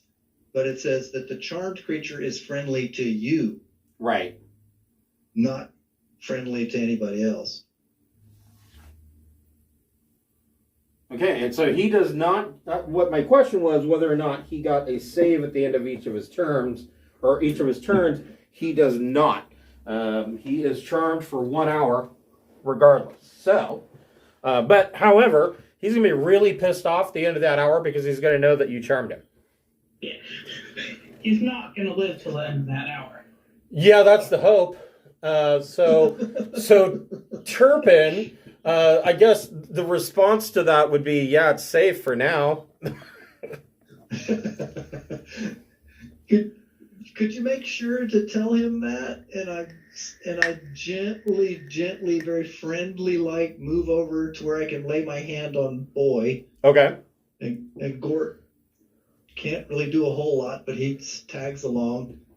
And again, I will give Boy guidance and see if Boy can snap out of this. Is bad dog. Snap out of it. So the guidance will give him 4. Because, see, I want to roll the guidance first because it still leaves some hope. Right. And then here comes the Constitution save. Stupid Boy. Yay! Nice. So Boy is no longer paralyzed. Finally. And Boy grabs this thing and will use it as an improvised weapon to get to beat the snot out of the ground in a second. Okay. So that happened at the end of Boy's turn. for his save. Oh yeah. So Well, did you so want that was- did you want Gort to move any further? No, Gort stays with me. That's just the end of the story. He just stays with me. Okay. Me in. Okay. So the Yeti, he's got a Thomas Blackthorn problem. So the Yeti is going to stare lovingly at Thomas. Okay. Thomas, you need to make a DC 13 Constitution saving throw. All right. 19. Well, shit. So you're immune to chilling gaze from Yetis, not abominable Yetis. It says that in parentheses for 1 hour. All right. Abominable What's the Yeti specification. is doing nothing. He's acting all kinds of friendly. He's like reaching down and stroking Sam's hair with his gigantic fist. Wants to know if you want to go out for some for drinking blood straight out of the necks of creatures with them. Yeah, exactly. You gonna roll a D2 to see what gender this thing is? Nah. Let's not do that. I'd need to, with modern gender politics, I'd have to roll 2d20 to figure out what he is, and I don't have a chart for that. Good point. Good I'm point. a changeling. I don't think it matters much, honestly. Oh, God. You can make it work. Roll D100 and consult table 92 to pick gender. So, yeah, Abominable Yeti is just petting Sam. But doesn't that make it heavy petting? This is abominable. Hey, man, you know what? I've been trapped. I've been petted by an Abominable Yeti. Trust me. Have you? Yeah. It's terrifying in and of itself. What happens in the club stays in the That's club. right. What happens in the club stays in the club. Hey, man, it was 2:30 in the morning. do what you do. You do what you gotta do. So, Thomas, you've got a Yeti that just tried to chill and gaze you. Try to make goo-goo eyes at me? Mm-hmm. All right. I want to stab him in the eyes. But I only get a 13. Does that hit or not? 13? 13 does hit. All right. Well, then he can eat a dick. 13, 15, 16, 21. Okay. Ouch.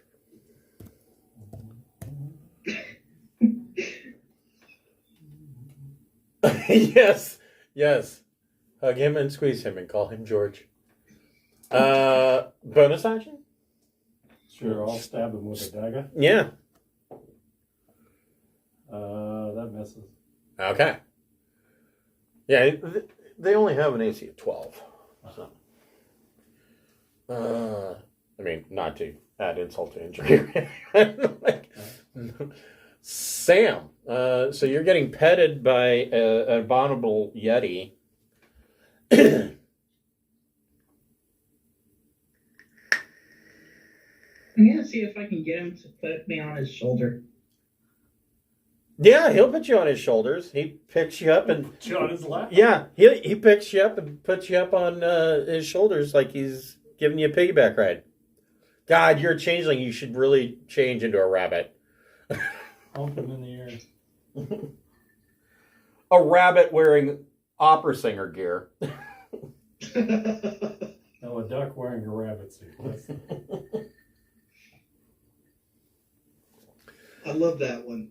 Kill the rabbit. Yeah, kill the rabbit.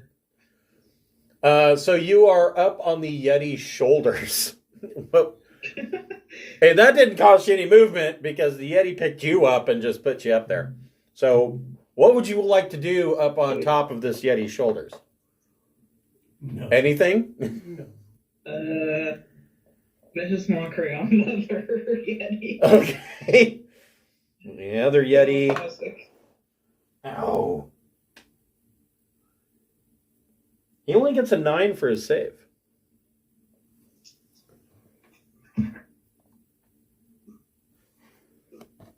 Five damage. Ooh. All right. Does he die of a broken heart? Snack attack. So Sam gets up on the Abominable Yeti's shoulders and goes, "Your mom!" And the Yeti's like, "Oh." So deep. Oh my God, I was waiting to... I love the chat in MMOs is just hilarious. And we're playing New World and somebody yells out, "Hey, what vendor do I go to buy the cheapest services?" Plus your mom. I'm dying. Oh, that never fails. Never fails to be funny. It's funny on its own just a little bit, but just the massive stupidity of it over the years. Yes. Yeah, it never fails. So, Sam, do you want Falling Rocks to do anything? Yep, he's gonna shoot. Okay. 16 That hits. and 19. 19 damage? No, and an 18 to hit. That also hits. I have a feeling that's gonna... 14 damage. Yeah, that's a dead Yeti. And we can clean up the board because all the Yetis are dead. I'm just gonna wave down at Turpin. Hello. Finally, something went my way. Turpin slowly moves over to behind Gort. Keep Gort between him and your big ass Yeti. Yeah, so boy. the Abominable Yeti's the only one left, and he's charmed for the next hour. How you guys want to deal? I mean, he's got Sam on his shoulders right now, so probably attacking and ending that charm at this point in time is probably a bad idea. But yeah, how do you want to handle the Abominable Yeti? What do you want to do? Step on his toe just to make life interesting.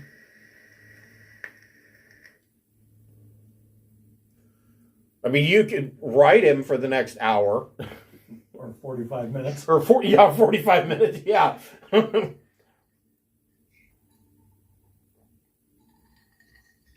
can always ask him to take him to the Yeti treasure hoard because you've just always wanted to see such pretty things. Yeah, I'm pretty sure it'll be more bones and stuff than anything else. Yeah. Probably. Yetis aren't really much, if I remember correctly, Yetis are not much into hoarding things other than carcasses. Yeah, each Yeti cave contains bones and of the Yeti's past meals. That's it. So if you're into bones, I mean, and who isn't really?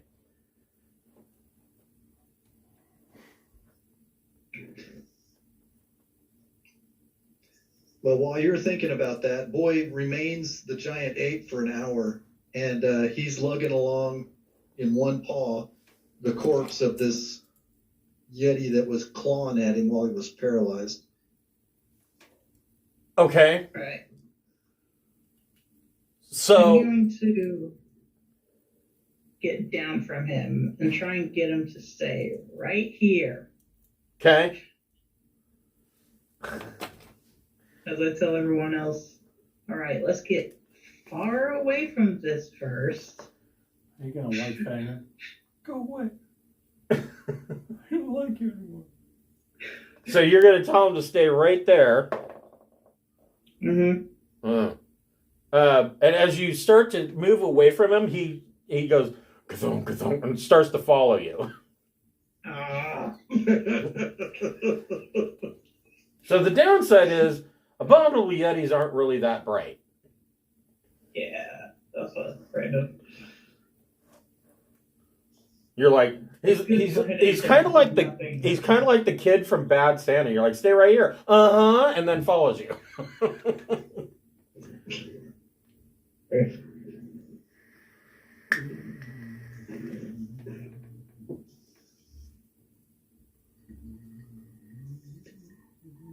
Well, we can scout ahead. I'll ask Sarah to scout ahead and see if Sarah can find a good pit crevasse or something along those natures where we can to drop him in. We can beat the snot out of him safely. Um, I can use hallucinatory terrain to make it look like there's no issue there, and then we can see if we can get him in there and trap him. So Sarah flies ahead, and after about 2 or 3 minutes, she flies back and tells you that that actually at the end of this cavern there is a ice sculpted staircase that goes up to Grimskalle itself. So you're here. However, you all, as you're kind of moving towards that ice sculpted staircase and trying to decide what to do with this abominable Yeti, all of you make a perception check.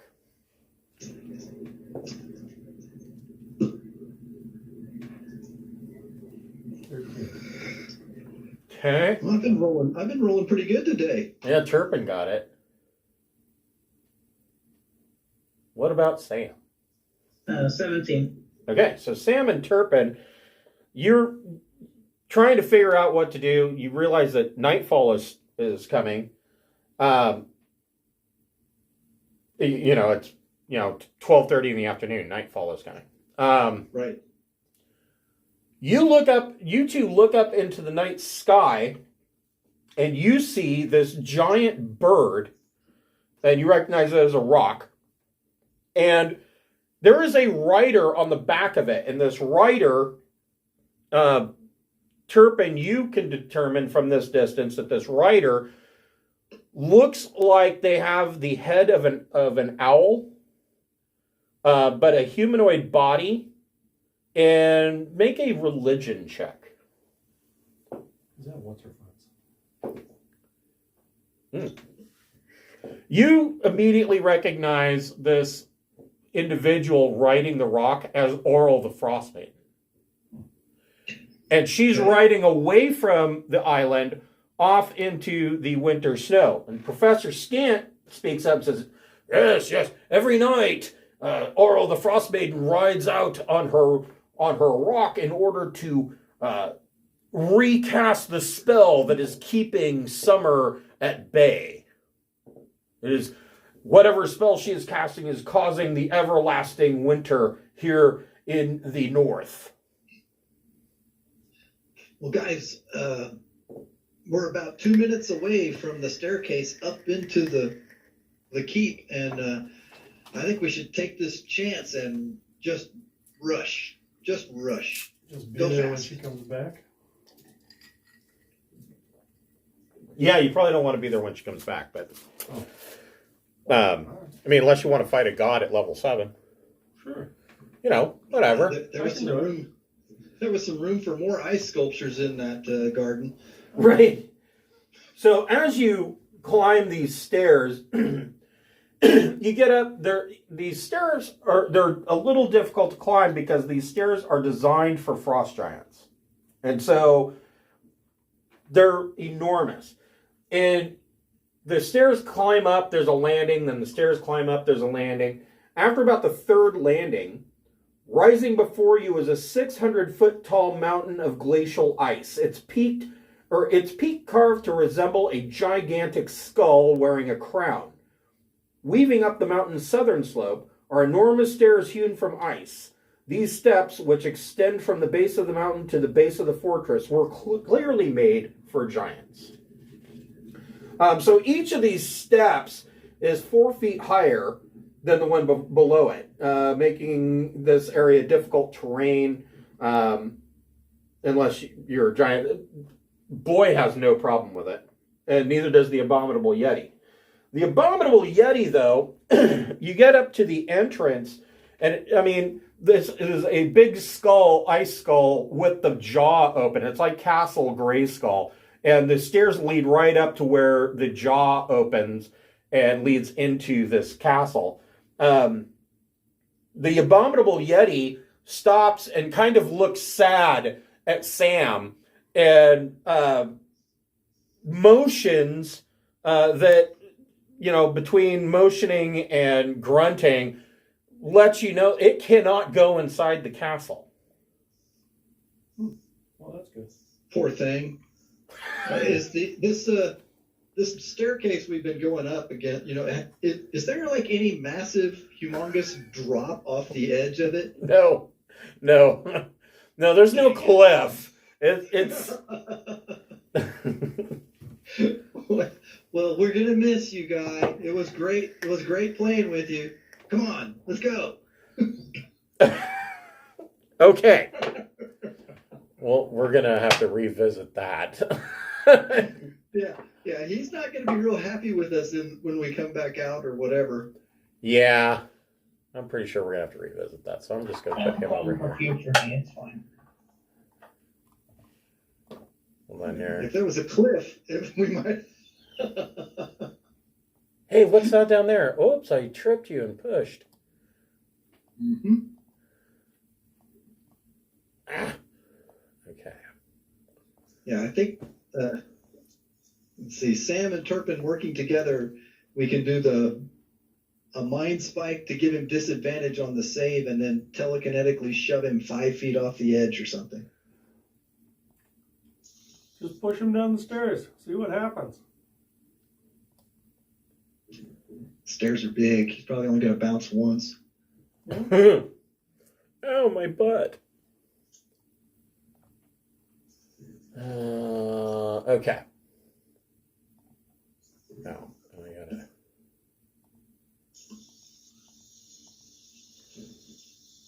Because Roll20 is not smart enough to take the initiative board from one screen to the next. Nope. That's not what I want to do.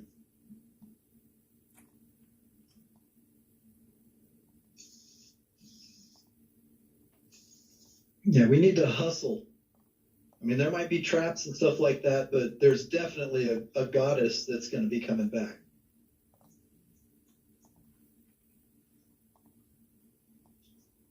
And so you can ignore the squares because I had to blow this map up to make it useful. But the meter works fine. So Okay. all right, so you guys slowly climb your way up this mountain, or up these stairs, rather. Somewhere along the way,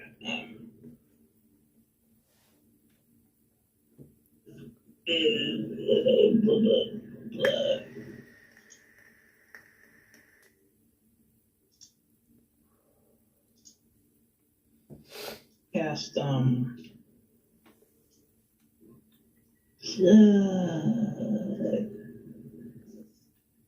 sure.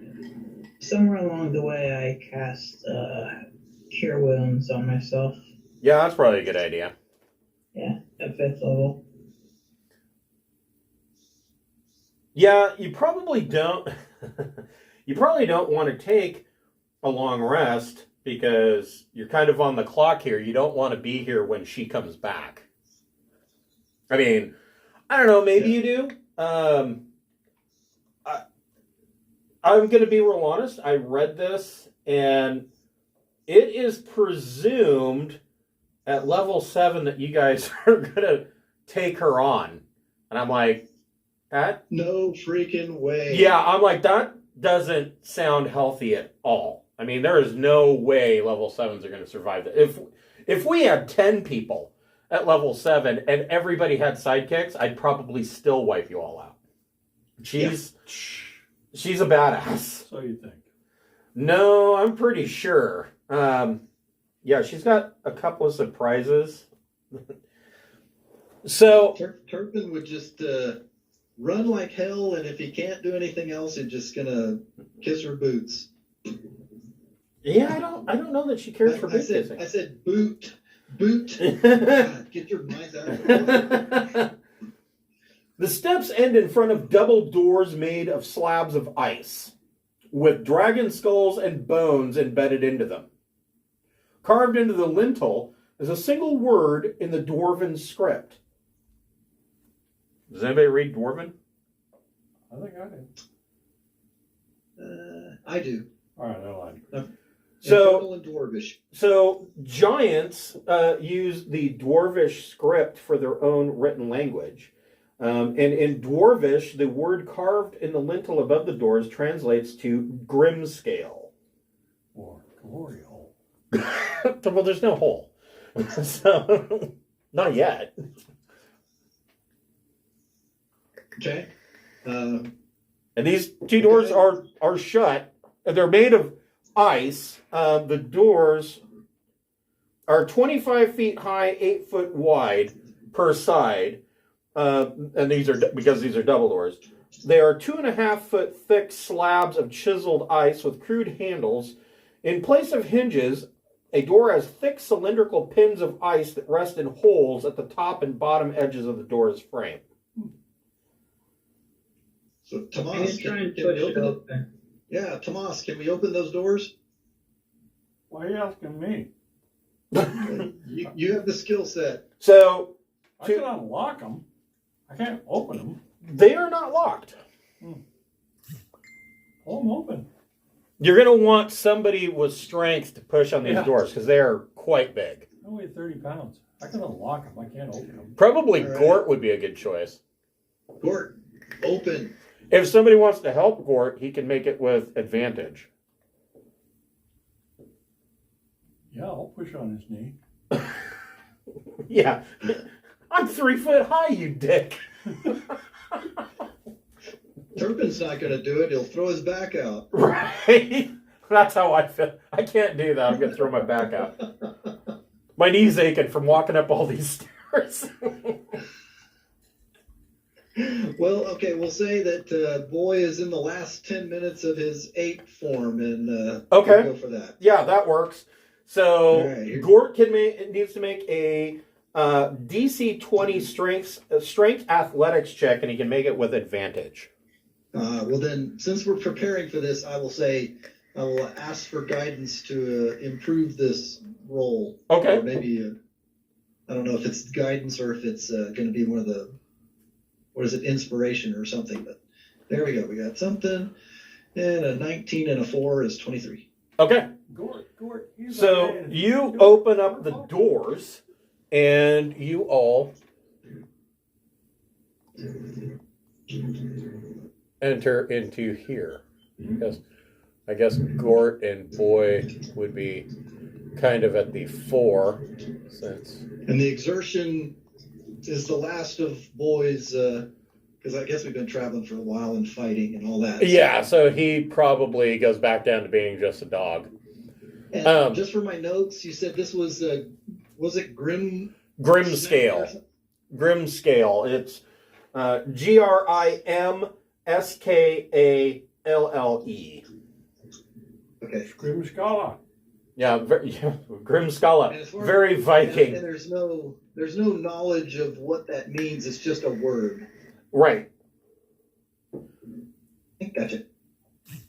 You would take it to mean that this is the name of this castle. Right. Means Pee-wee's Playhouse. So you come in to this room. You see that there are double doors to the west of you, and then there's a hallway that leads to the north around the corner. Okay. Hey, Professor Scant, what are we doing here again? We are Looking for the codicil of white. correct. Any clues? Or should we just kick open every door as fast as we can? That's a good question. Does he know? You need to go to Silver White to get the Rime of the Frostmaiden push in the path. Or what? To opens the path through the frozen waterfall into the Reghead Glacier, and deep within the Reghead Glacier is the lost Netherese city of Ithrim. Let's see, what does he know? He knows.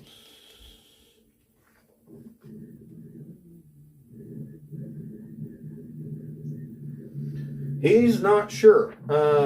He says all he knows is that the Codicil of White is located somewhere inside Grimskalle. Okay, Gort, open door. This one to G2. Okay. All right. So Gort, I guess everybody's going to move up behind Gort. Don't worry, Gort. We got your back. Way back. All right. Boy can still try to help Gort if he wants the. Yep. His strength is 12 normally, so. Yeah, so Gort can make his strength check with advantage. Here we go. And we're just gonna go for it. He's got to pop those doors. 17. So he's pushing on these doors, and they are just not wanting to budge. I mean, they're slowly kind of moving, but it's not moving as quickly as you'd like. After probably about a minute, he finally gets the door partially open, and you can stick your head inside. This long rectangular room is strewn with pieces of rotting wood and rusted metal, the remnants of giant weapons and weapon racks. A rusted-out helmet sized for a giant lies near the back wall.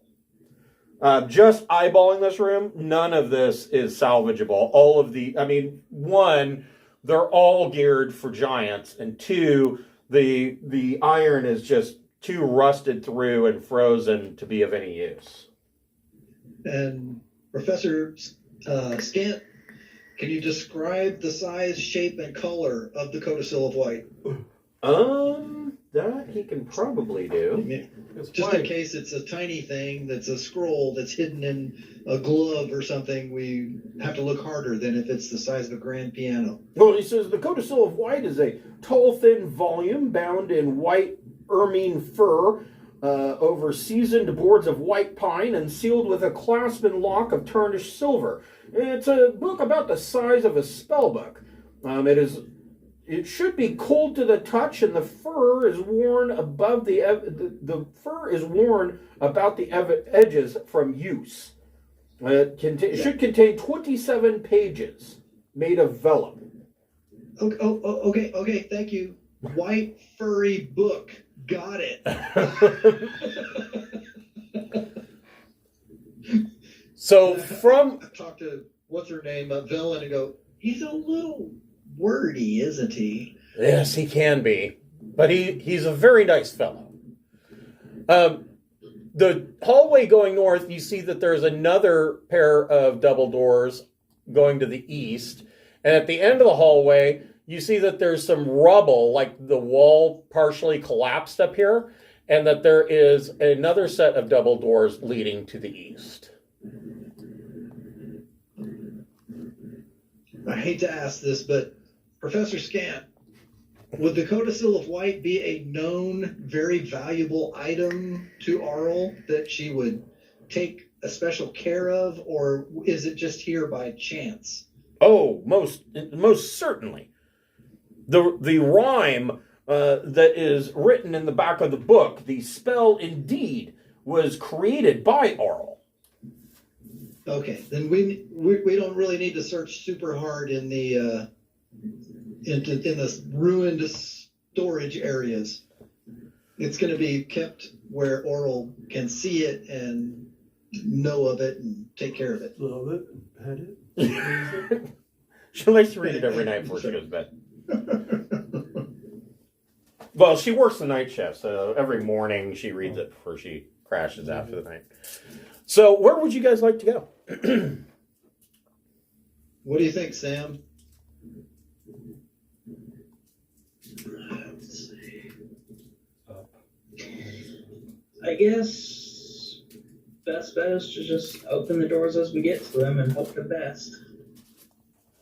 All right, we can do that, or we can speed run and try to find the nice place, which would probably be up at the top since Auril flies away.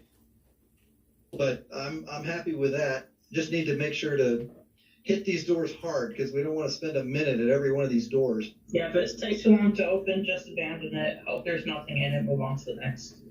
Okay, and then if we don't find it, then we'll have to ransack every room and pray we don't get eaten by the goddess. Yeah.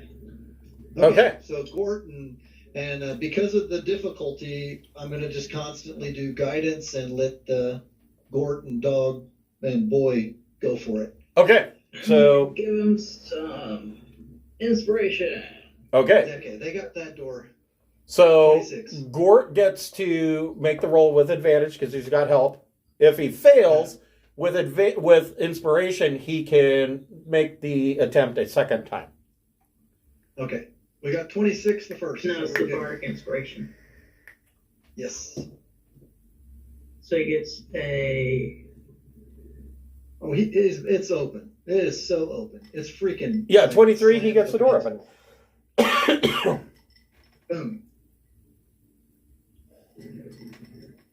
A withered old frost giant leaning heavily on a great axe sits in front of a tall door on the far wall. We'll show you where this guy is. He's right there. And like I said, let me read this again. A withered old frost giant leaning heavily on a great axe sits in front of a tall door in the far wall. The giant wooden stool upon which he sits creaks under his weight as he stares at you with cloudy eyes.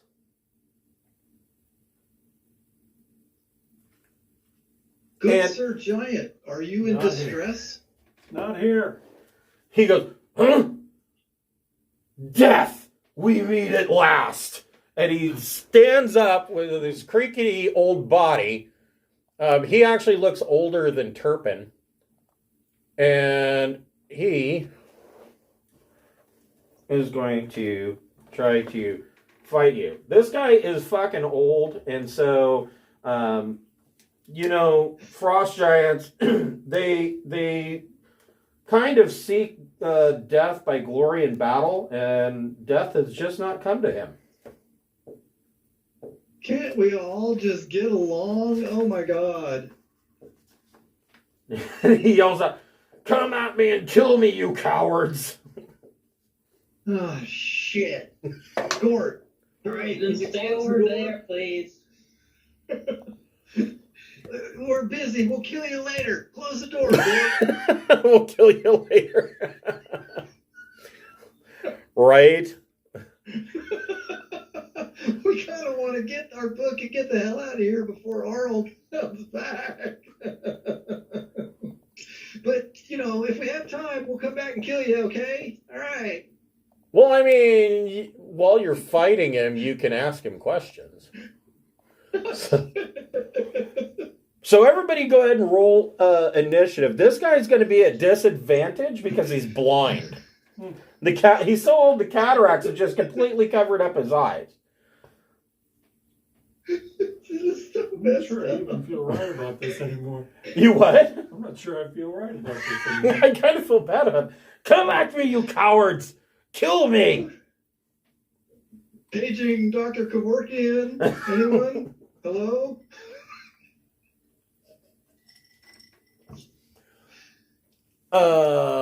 Thomas, what'd you get? 21.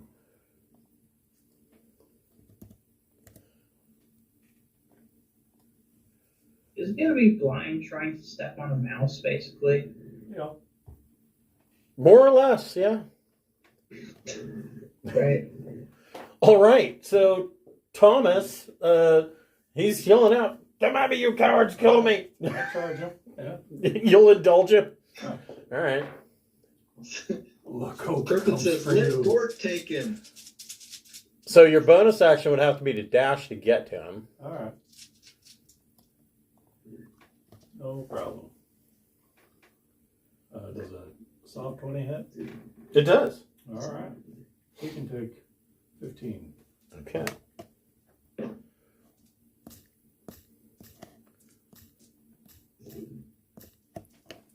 Okay. And are these giants huge or large? He is huge. Okay. Earthguard is going to, let's see. That's the spirit. He's like, you almost hit my shin. And there's 3 size differences between Tomas and this thing. Yeah, he's going to try and make 2 great axe attacks on Tomas. He swings and misses with a 11.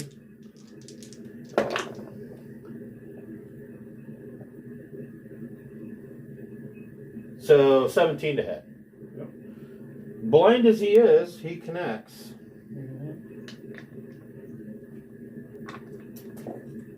I'll take a reaction to happen. Yeah, that's probably a good idea.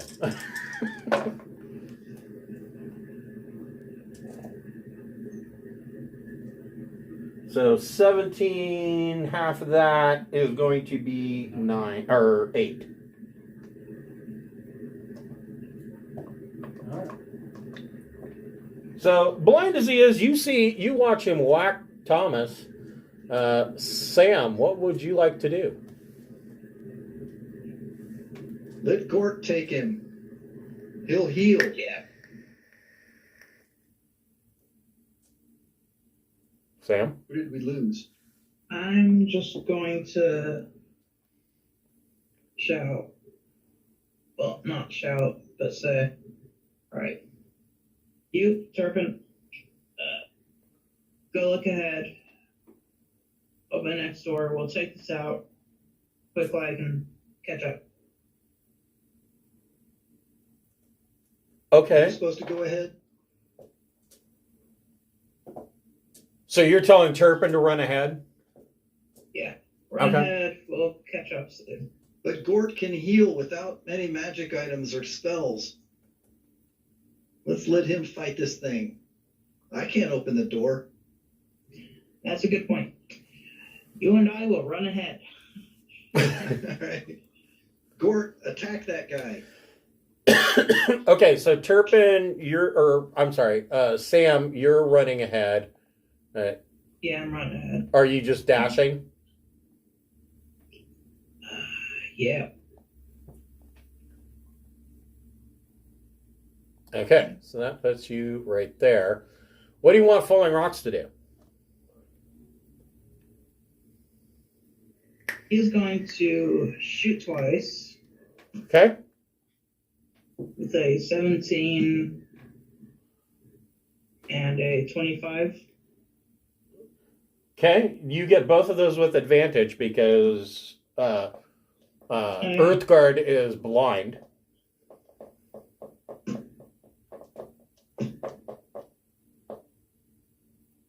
So yeah, 17 and a 25. Okay, those both hit.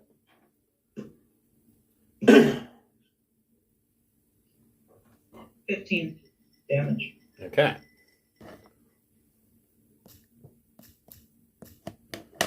All right. So what is his?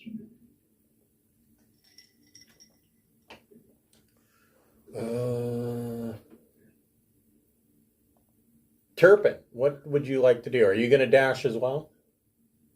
My verbal one is Gort, engage and kill. And I'm going to use one of my bonus actions to float off the ground on a little genie tornado and go zooming. Okay. And as I'm flying by, I'll say, "You magnificent blind bastard, what do you know about the codicil of white?" And then just keep on going. So let's see here. Your movement would be 50 as well. No, it's only 30, but I'll go ahead and do a dash. Okay. So I fly though because I am not running with these knees. right. Yelling back in response, this blind frost giant yells out, "Oh, you'll find that downstairs! Kill me, you bastards!" Okay, and Gort goes in. He can go 30. He's also he is large, so he has a little bit like 5 feet of reach. Yeah, I would say that he can make an attack. I think he can engage. Yeah. Whatever.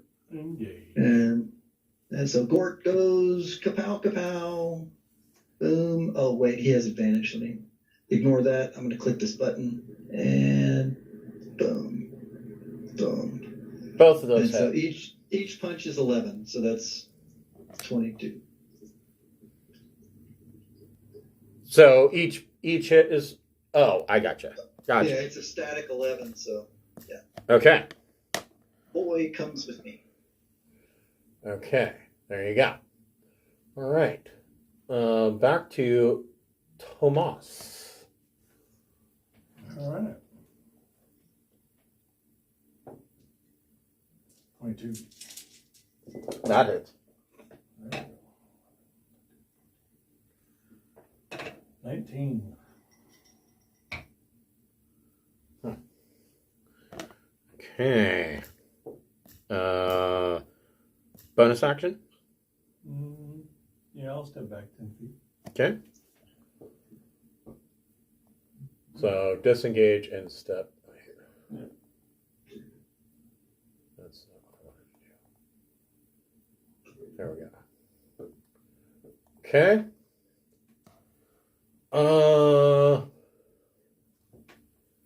Earth Guard is going to swing twice on Gort. Armor class 17.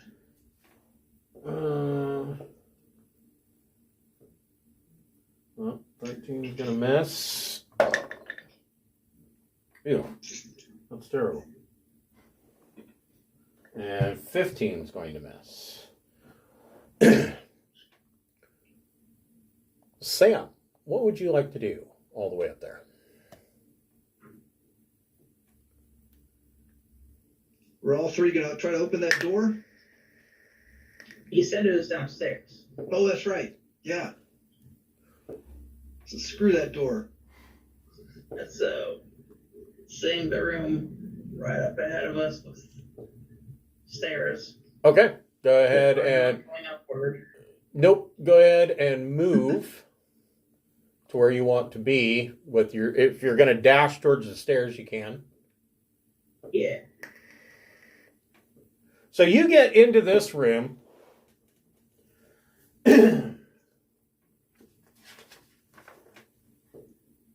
Let's see here. 6 slender gargoyle-like creatures made of ice squat on ledges 20 feet above the ground that protrude from the wall of this semicircular chamber. Near the back wall, the mist that blankets the floor flows down a staircase made of polished ice. Okay, hold on. I need to look something up here.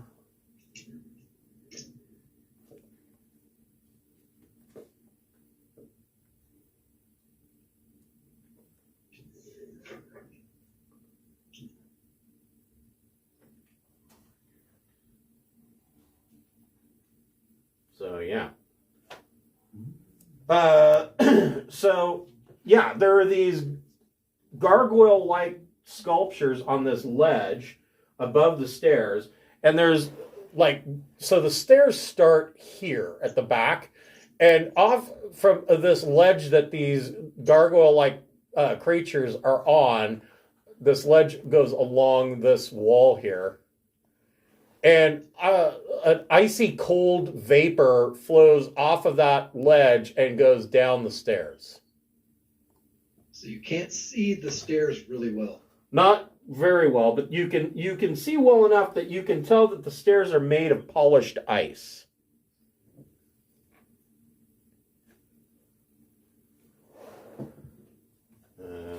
Let me double check something.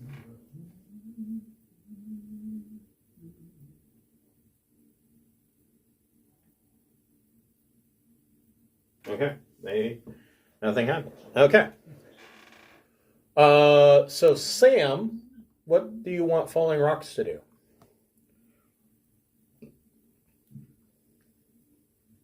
He's gonna shoot. Okay. He has advantage. Yeah. Oh my gosh.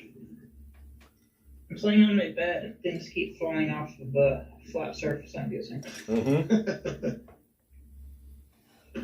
You're not supposed to play with your Yeti in bed.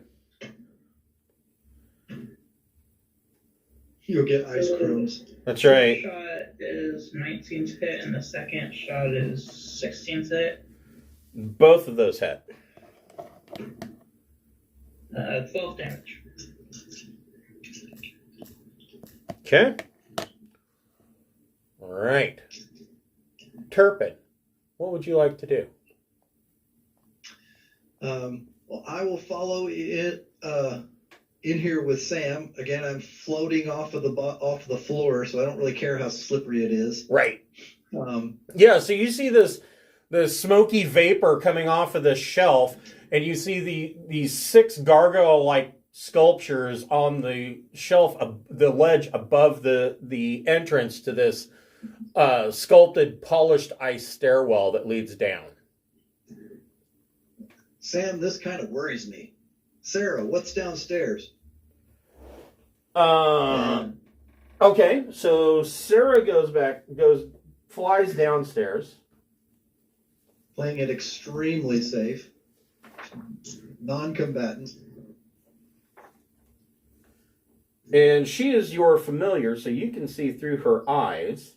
The staircase descends into a vaulted chamber. A 9-foot-high railing of sculpted ice hugs the staircase as it descends to the chamber floor, which, like the stairs, is smooth and gleaming. A walrus as big as an elephant is having a grand old time rolling and sliding on the ice, paying little heed to anything else. Mm-hmm. They can suck their own dick. And I'll tell Sam, there's apparently a 15-foot, 3-ton walrus down there that's sliding around in the room. I don't think we're going to be able to go in there as a partial team. Well, and Sarah, what you see is this walrus appears to be laughing as it slides around on the ice. Right.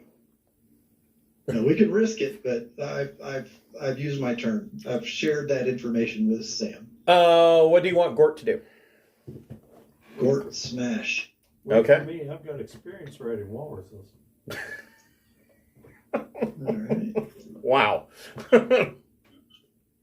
So looks like 33. All right. Wow. Was one of those a crit?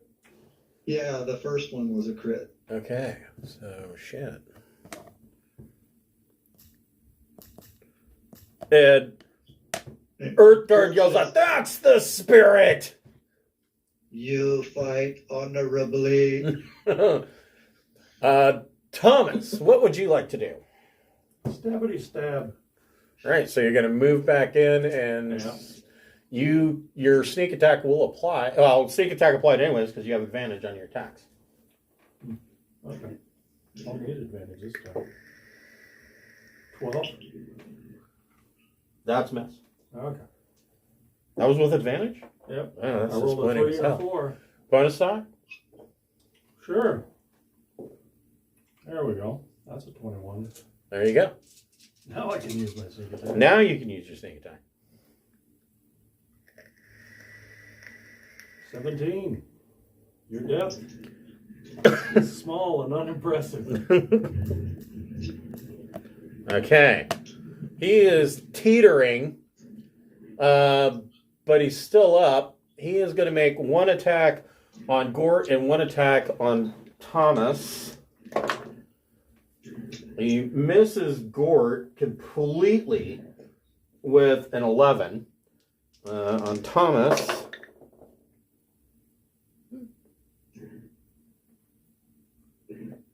$23 to hit. Oh, yeah. 4. I'll take a reaction to half of them. Yeah, you're going to want to. So 15, you will take 7 points of slashing damage. Scream really loud. Make him feel good. Ow! Earthguard still has something left in him. Sam, what would you like to do?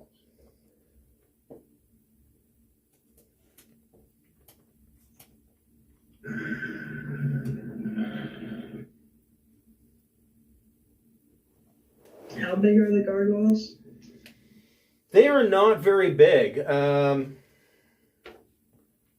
They are small. So these things are maybe 3.5 feet tall. Cool.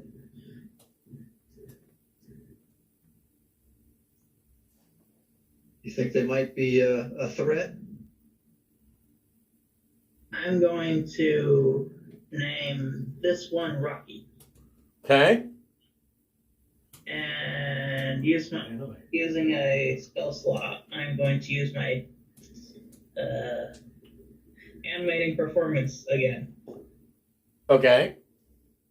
So you're animating what's left of Woody or animating the gargoyle? The gargoyle. Okay. So when you do that, all of them come to life. Yeah, that's fine. And they are ice mephits.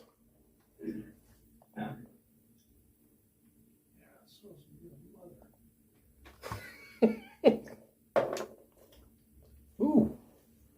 Ice mephits with a high initiative.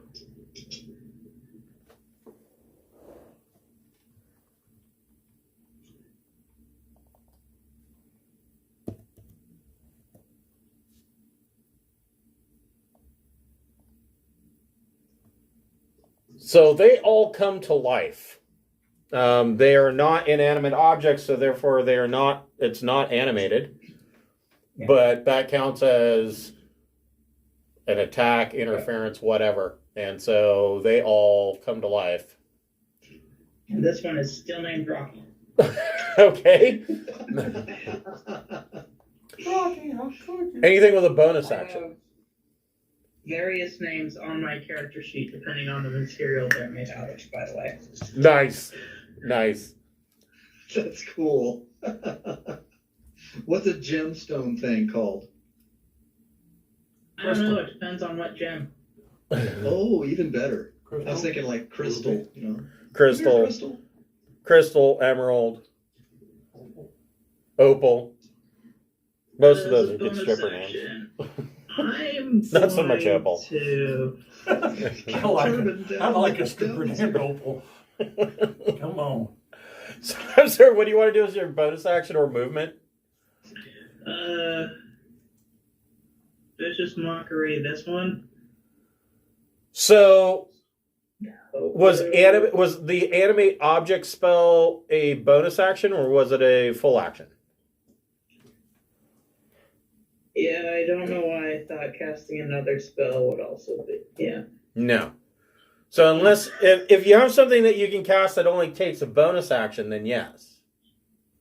Yeah, I just had a brain fart right there. No worries. I'm gonna go this way.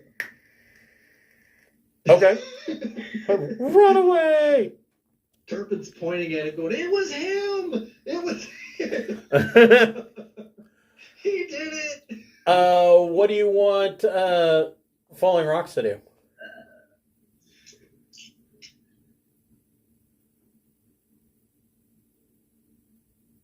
Well, he's still focused on this, so he's gonna shoot it, do his shots again. Okay, he's still at advantage. So 19 on the first one, Hit. and unless he somehow got AC, I think a 24 is also gonna hit. Yep, that hits. 13 damage. Okay. So Urtgard drops to his knees and with these arrows stuck in him, and he's like, "You fought bravely."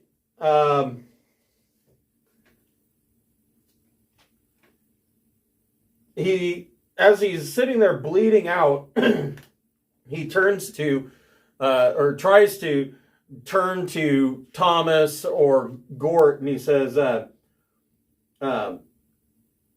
"Before I expire, you should know. Every night the Frostmaiden leaves Grimskalle on the back of Uskra, her rock. to cast the spell that holds the next day's sun at bay. Otherwise, she resides upstairs on the palace level. Auril is sometimes attended by frost druids, although no druids are present here at this time. The frost druids who last visited her left behind an intelligent giant walrus named Akuma. He dwells downstairs on the dungeon level. He says, the codicil of white is sealed in a vault downstairs. Only one who passes Auril's 4 tests, the test of cruelty, endurance, isolation, and preservation, can open the vault. He says, last, and he reaches into his armor and he pulls out a giant-sized key. And he says, the small room behind me contains my treasure. And he drops the key as he dies and falls forward. And so, Gort, Falling Rocks, and Thomas, you have this key that unlocks this door. Oh, yeah. We're checking it. Inside, I say to his corpse, I will tell few of your passing and none of your prowess. opening this door, you grab this key and you stick it in the lock and you kind of turn it. Swing on it? Yeah, swing on it. All right, who is keeping party loot notes? I've got some. Okay. So I'll put Ice Giant.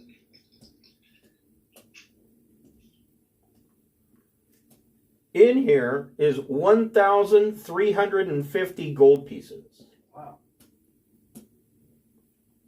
Okay. 4,400 silver pieces. Okay. 7,800 copper. Come on, magic weapon. There are 4 gold rings sized for giants worth 150 gold pieces each. Also known as hoops. Right? A giant-sized shield made of white dragon scales. It is impressive, but worthless. That's my sled. Yes, yes. A 2-foot-tall, 50-pound chipped statuette of Thrym, the evil frost giant god, made of ice that doesn't melt, worth 50 gold pieces. And last, but not least, there is an alchemy jug. Alchemy jug. Have you ever... Oh, these are hilarious. So an alchemy jug, for those who don't know...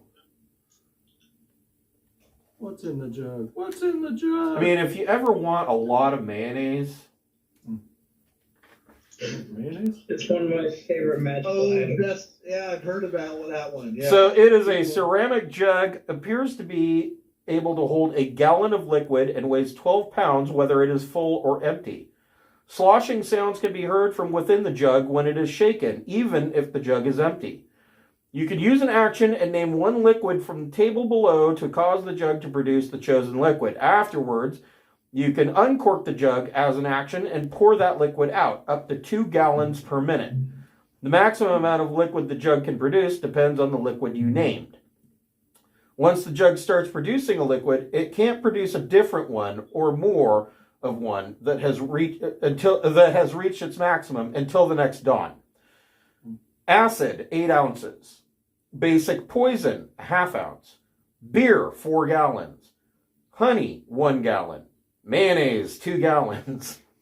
Oil, 1 quart. Vinegar, 2 gallons. Fresh water, 8 gallons. Salt water, 12 gallons. Or wine, 1 gallon.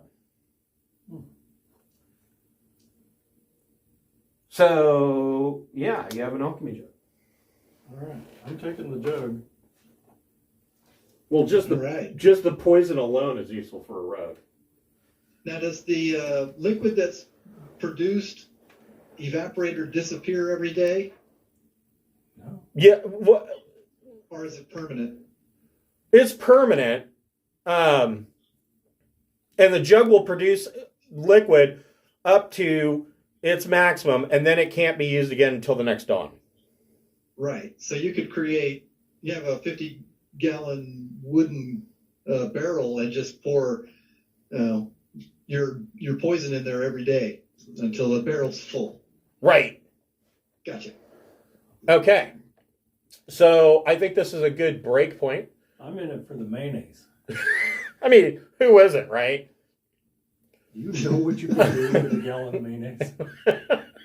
I don't really want to think about it. I mean, this is one of those magical items that was created by Gary Gygax. I'm surprised it's not like a gallon of buttermilk or something like that. So this is probably a good break point. We will break here and pick this up next week. It's about to get real weird. It's about to get real weird. At 6 p.m. on Friday night for Rime of the Frostmaiden. Yay! What did you do? It's great to be playing again. Yes, it is good to be playing again. I have a toboggan, Yeah, you got a big sled. That a you... sentient walrus, and a gallon of mayonnaise. Let's do this. Let's do this. The time has come. I'm going to call it my battle butter. Oh, God. That's so foul. No. All right, you guys have a good night. I will see you next week. Grease up, squeal I'm like a out on pig. that one. Have a good night, guys. Come on, that's hilarious.